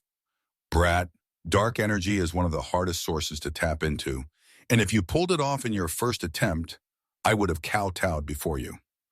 Ashcrawl chuckled. He wasn't discouraged by Levi's inability to sense the dark energy, as he knew that it was extremely challenging and required either years of hard work or impeccable attunement to dark energy. While Levi's attunement should be much higher than humans, it was still not enough to claim him as a prodigy and allow him to sense the energy on the first tremor. Today was a great success despite this. Now we have the feeding order for the seeds. Ashcrawl noted, you will start with the 9 senses seed, and after you hit the first plateau, you will move on to the sun seed. Simultaneously, you will keep attempting to get a feel for the dark energy and absorb it. Only when you hit all 3 plateaus will you try to break through each one by helping me evolve to Tier 2. Ashcrawl concluded, understood? Yes. Good. Is there anything else you want to learn? Many, but for now, I just want to know one thing. Levi knitted his eyebrows. You said before that the dusk-bound order might have been after me all along, and not my parents due to my radiant bloodline. May I know what you meant by that? Levi knew if the dusk-bound order was found to have been targeting him from the start and not his parents, it would change everything. The implications would go beyond a paid assassination. Levi always believed that his parents had been ordered a hit on them by business competitors due to his father's invention. He was the founder and inventor of the first nightwear stripes technology. He was approached by many lineager families, agencies, and business companies to purchase his technology. However, his father refused to sell it as he desired to create his own company and build it into a business empire transcending the Holy Region's borders. After rejecting everyone, his father sought out a partnership with a lineager family in Tamara's settlement, a partnership that would ensure a consistent flow of liquidity and support from a major family, all for the price of 49% shares of the budding company. That's the business endeavor for which his father came to Tamara's settlement. As one could anticipate, Levi's parents were assassinated on the night before the signing deal, turning their children's lives upside down. After this merciless assassination, the investigation squad did everything in its power to find out who hired the dusk-bound order assassins. Even the lineage families weren't spared. Unfortunately, not a single lead was found, and all the primary suspects were dropped. The worst part? The nightwear stripes technology was leaked, and all business companies profited immensely from creating their replicas. This erased Levi's father's legacy as the original inventor, since every company put up a figurehead designer to dodge accusations of theft. Since all of this happened a decade ago, the news died out and people moved on with their lives, not caring about who invented this or that. All they cared about was to use the stripes to illuminate their surroundings, nothing more, nothing less. This left only a few people who still knew the true name of the inventor. Brian Larson. That's a question for you to find out. Ashcrawl answered casually. All I can say is that your eyes might be more special than you think. My eyes? Special? You don't think that your spiritual vision is so great because you have been blind for a long time, right? Heh, if only life worked that way. Ashcrawl chuckled. While being blind has helped you train your spiritual vision tremendously, a base was still needed. I believe that even after your eyes were stolen, your spiritual vision remained intact and grew stronger, since it's tied up to your soul. I see, Levi frowned. Although Ashcrawl hadn't told him much about what made his eyes special, Levi was already convinced that something wasn't right. Otherwise, he wouldn't be blind for a decade now without any signs of vision restoration.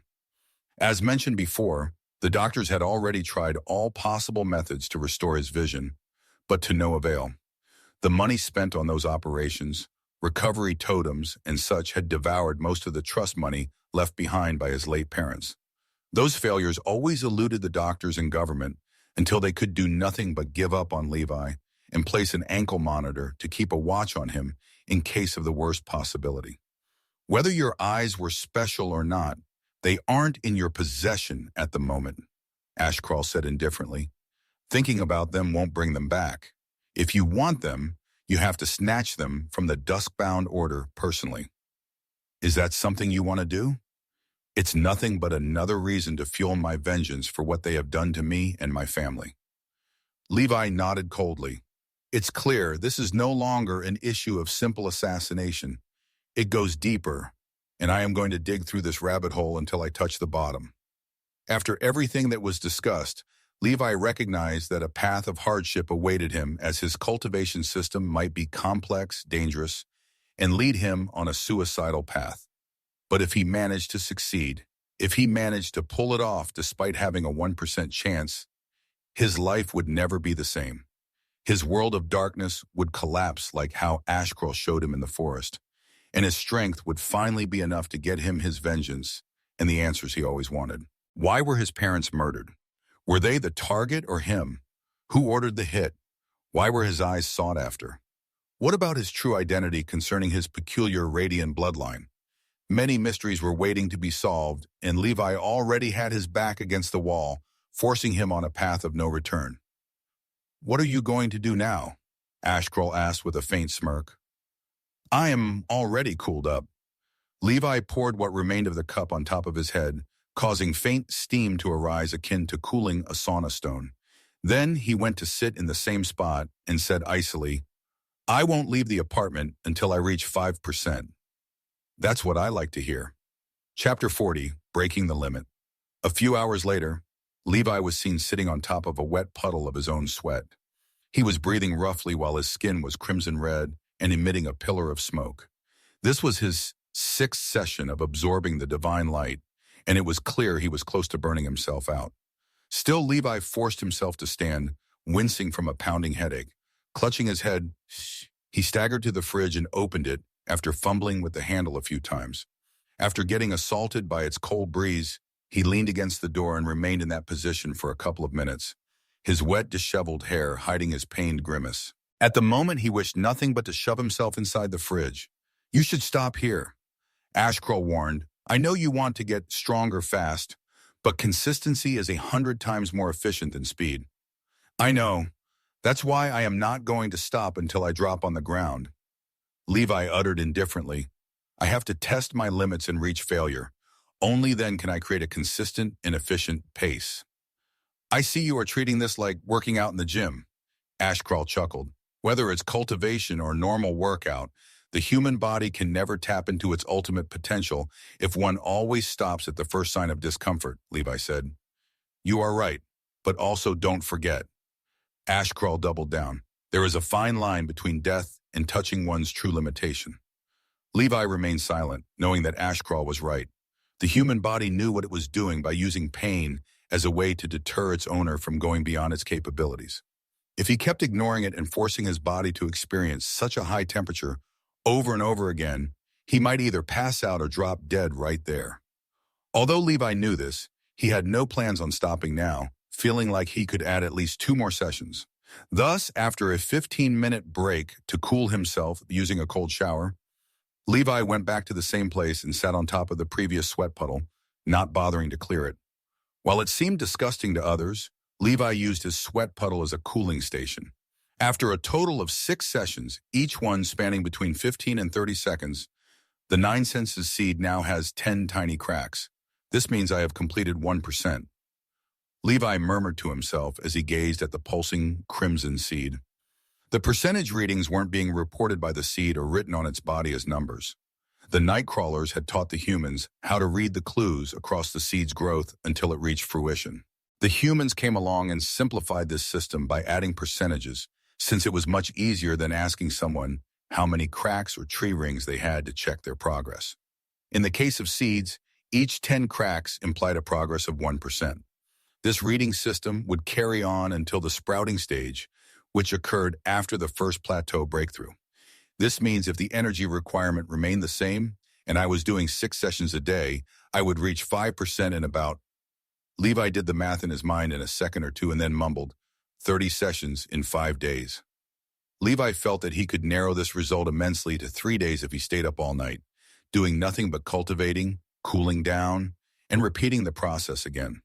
He understood that if he was going this slow with divine light, then absorbing the natural daylight with his pores would do nothing but scratch the 9 senses seed gluttonous stomach. After all, he was told by Ashcrawl that it needed 10 times the energy requirement compared to the void and sun seeds. He wasn't an idiot. Although he wasn't told the difference between the energy requirements of the void and sun seeds compared to the shadow life seed, he understood that it would be just as significant. In simpler terms, the 9 senses seed was an abomination when it came to energy consumption, and only high-quality resources could fulfill its insatiable hunger. Thus, Levi lowered his head and continued feeding the beast against the agonizing screams of his body. Unfortunately, the seventh session lasted for a mere 10 seconds before Levi's temperature rose to a new, dangerous level, leaving him gasping for air with a dried-up throat. He had drunk more than a liter of water in the past 15 minutes. Yet, in less than 10 seconds, he felt like he was lost for 3 days in a desert without a sip of water. It was a horrendous sensation that left him crawling to the kitchen. Although he was blind, he still felt dizzy and disoriented like everyone else, since it was related to the inner ear, vestibular system, which controlled balance rather than vision alone. After climbing to the counter, Levi turned on the faucet and placed his head underneath the water. Steam exploded from his head, and the droplets falling down his chin turned hot almost instantly. This was it, his limit. Ashcroll knew it, Levi knew it, and if anyone else was watching, they would think the same. "Are you planning to stop now and get a prolonged rest?" Ashcroll inquired. "You joking?" Levi uttered with a hoarse voice. "This is it. This is the place where the ordinary and the special are separated. If I stopped here, I would be no different than any average person. I have to break the limits. I have to at least try, regardless of the outcome." "Average person?" Ashcroll smiled inwardly as he watched Levi staggering towards the bathroom. Does he even know that the average person would have stopped at the second session after the burning sensation started to feel as real as being burned under flames? Does he even know that he has long since broken the limit of the average people and was now seeking to break his own unrealistic limitation? Ashcroll couldn't help but appreciate Levi's impeccable standards he held himself to. He could tell that Levi's concept of what was normal and special was flawed from birth. This didn't surprise him a bit as he had watched him grow from a child to this youthful boy, burning with unfulfilled desires stolen from him that night. While normal people hung around each other from childhood, Levi spent his time mostly around Nightcrawlers and his brother, who was also a genetic anomaly. The only average person in his childhood was his uncle, who took them in and raised them until they became teenagers and moved to Tamara's settlement. He was even homeschooled, as no parent was going to accept having their children study next to a time bomb. How could he know what was average when the only thing guiding him was the stories he had read from books about the most powerful daywalkers? Levi felt that if he didn't take it this far, he had no place to be named next to them. Thus, after a 20-minute cooling period under a cold shower, he returned and kicked off one more session. As he focused his foggy spiritual vision on the divine light surrounding him, it responded to his call almost instantly. Unlike the first time ever, the divine light was absorbed naturally within Levi's body without creating any golden ink tattoos or sun symbols. Anyone watching him would think he was meditating under the divine light. It was like he merely awakened his dormant bloodline to absorb the divine light for the first time. After that, there was no need for such a grandiose transformation. 1, 2, 3, 4. While he didn't look like he was absorbing the divine light, Levi was feeling the rising heat akin to being dropped into a giant pot of boiling water. But he kept regulating his breathing to fight off the dizziness while counting down each second. His spiritual vision never left the massive crimson pulsing seed, which appeared to be sucking off any particle of energy that entered the seed's field. As it kept eating the golden particles, tiny cracks started surfacing across its body. Levi zoned out completely on the cracks, not hearing even his thoughts. All that was on his mind was to keep adding the cracks no matter what it took. 10 seconds, 12 seconds, 15 seconds. This left Ashcroll astonished and a bit concerned as he could feel the same burning heat and knew that it wasn't to be scoffed at all. While his pain tolerance had already reached a new freakish height, Levi wasn't the same. This made him feel that if Levi kept going at it, forget breaking his limit, he was going to melt his organs off. "Boy, cut it off. You have done more than enough for the day." More.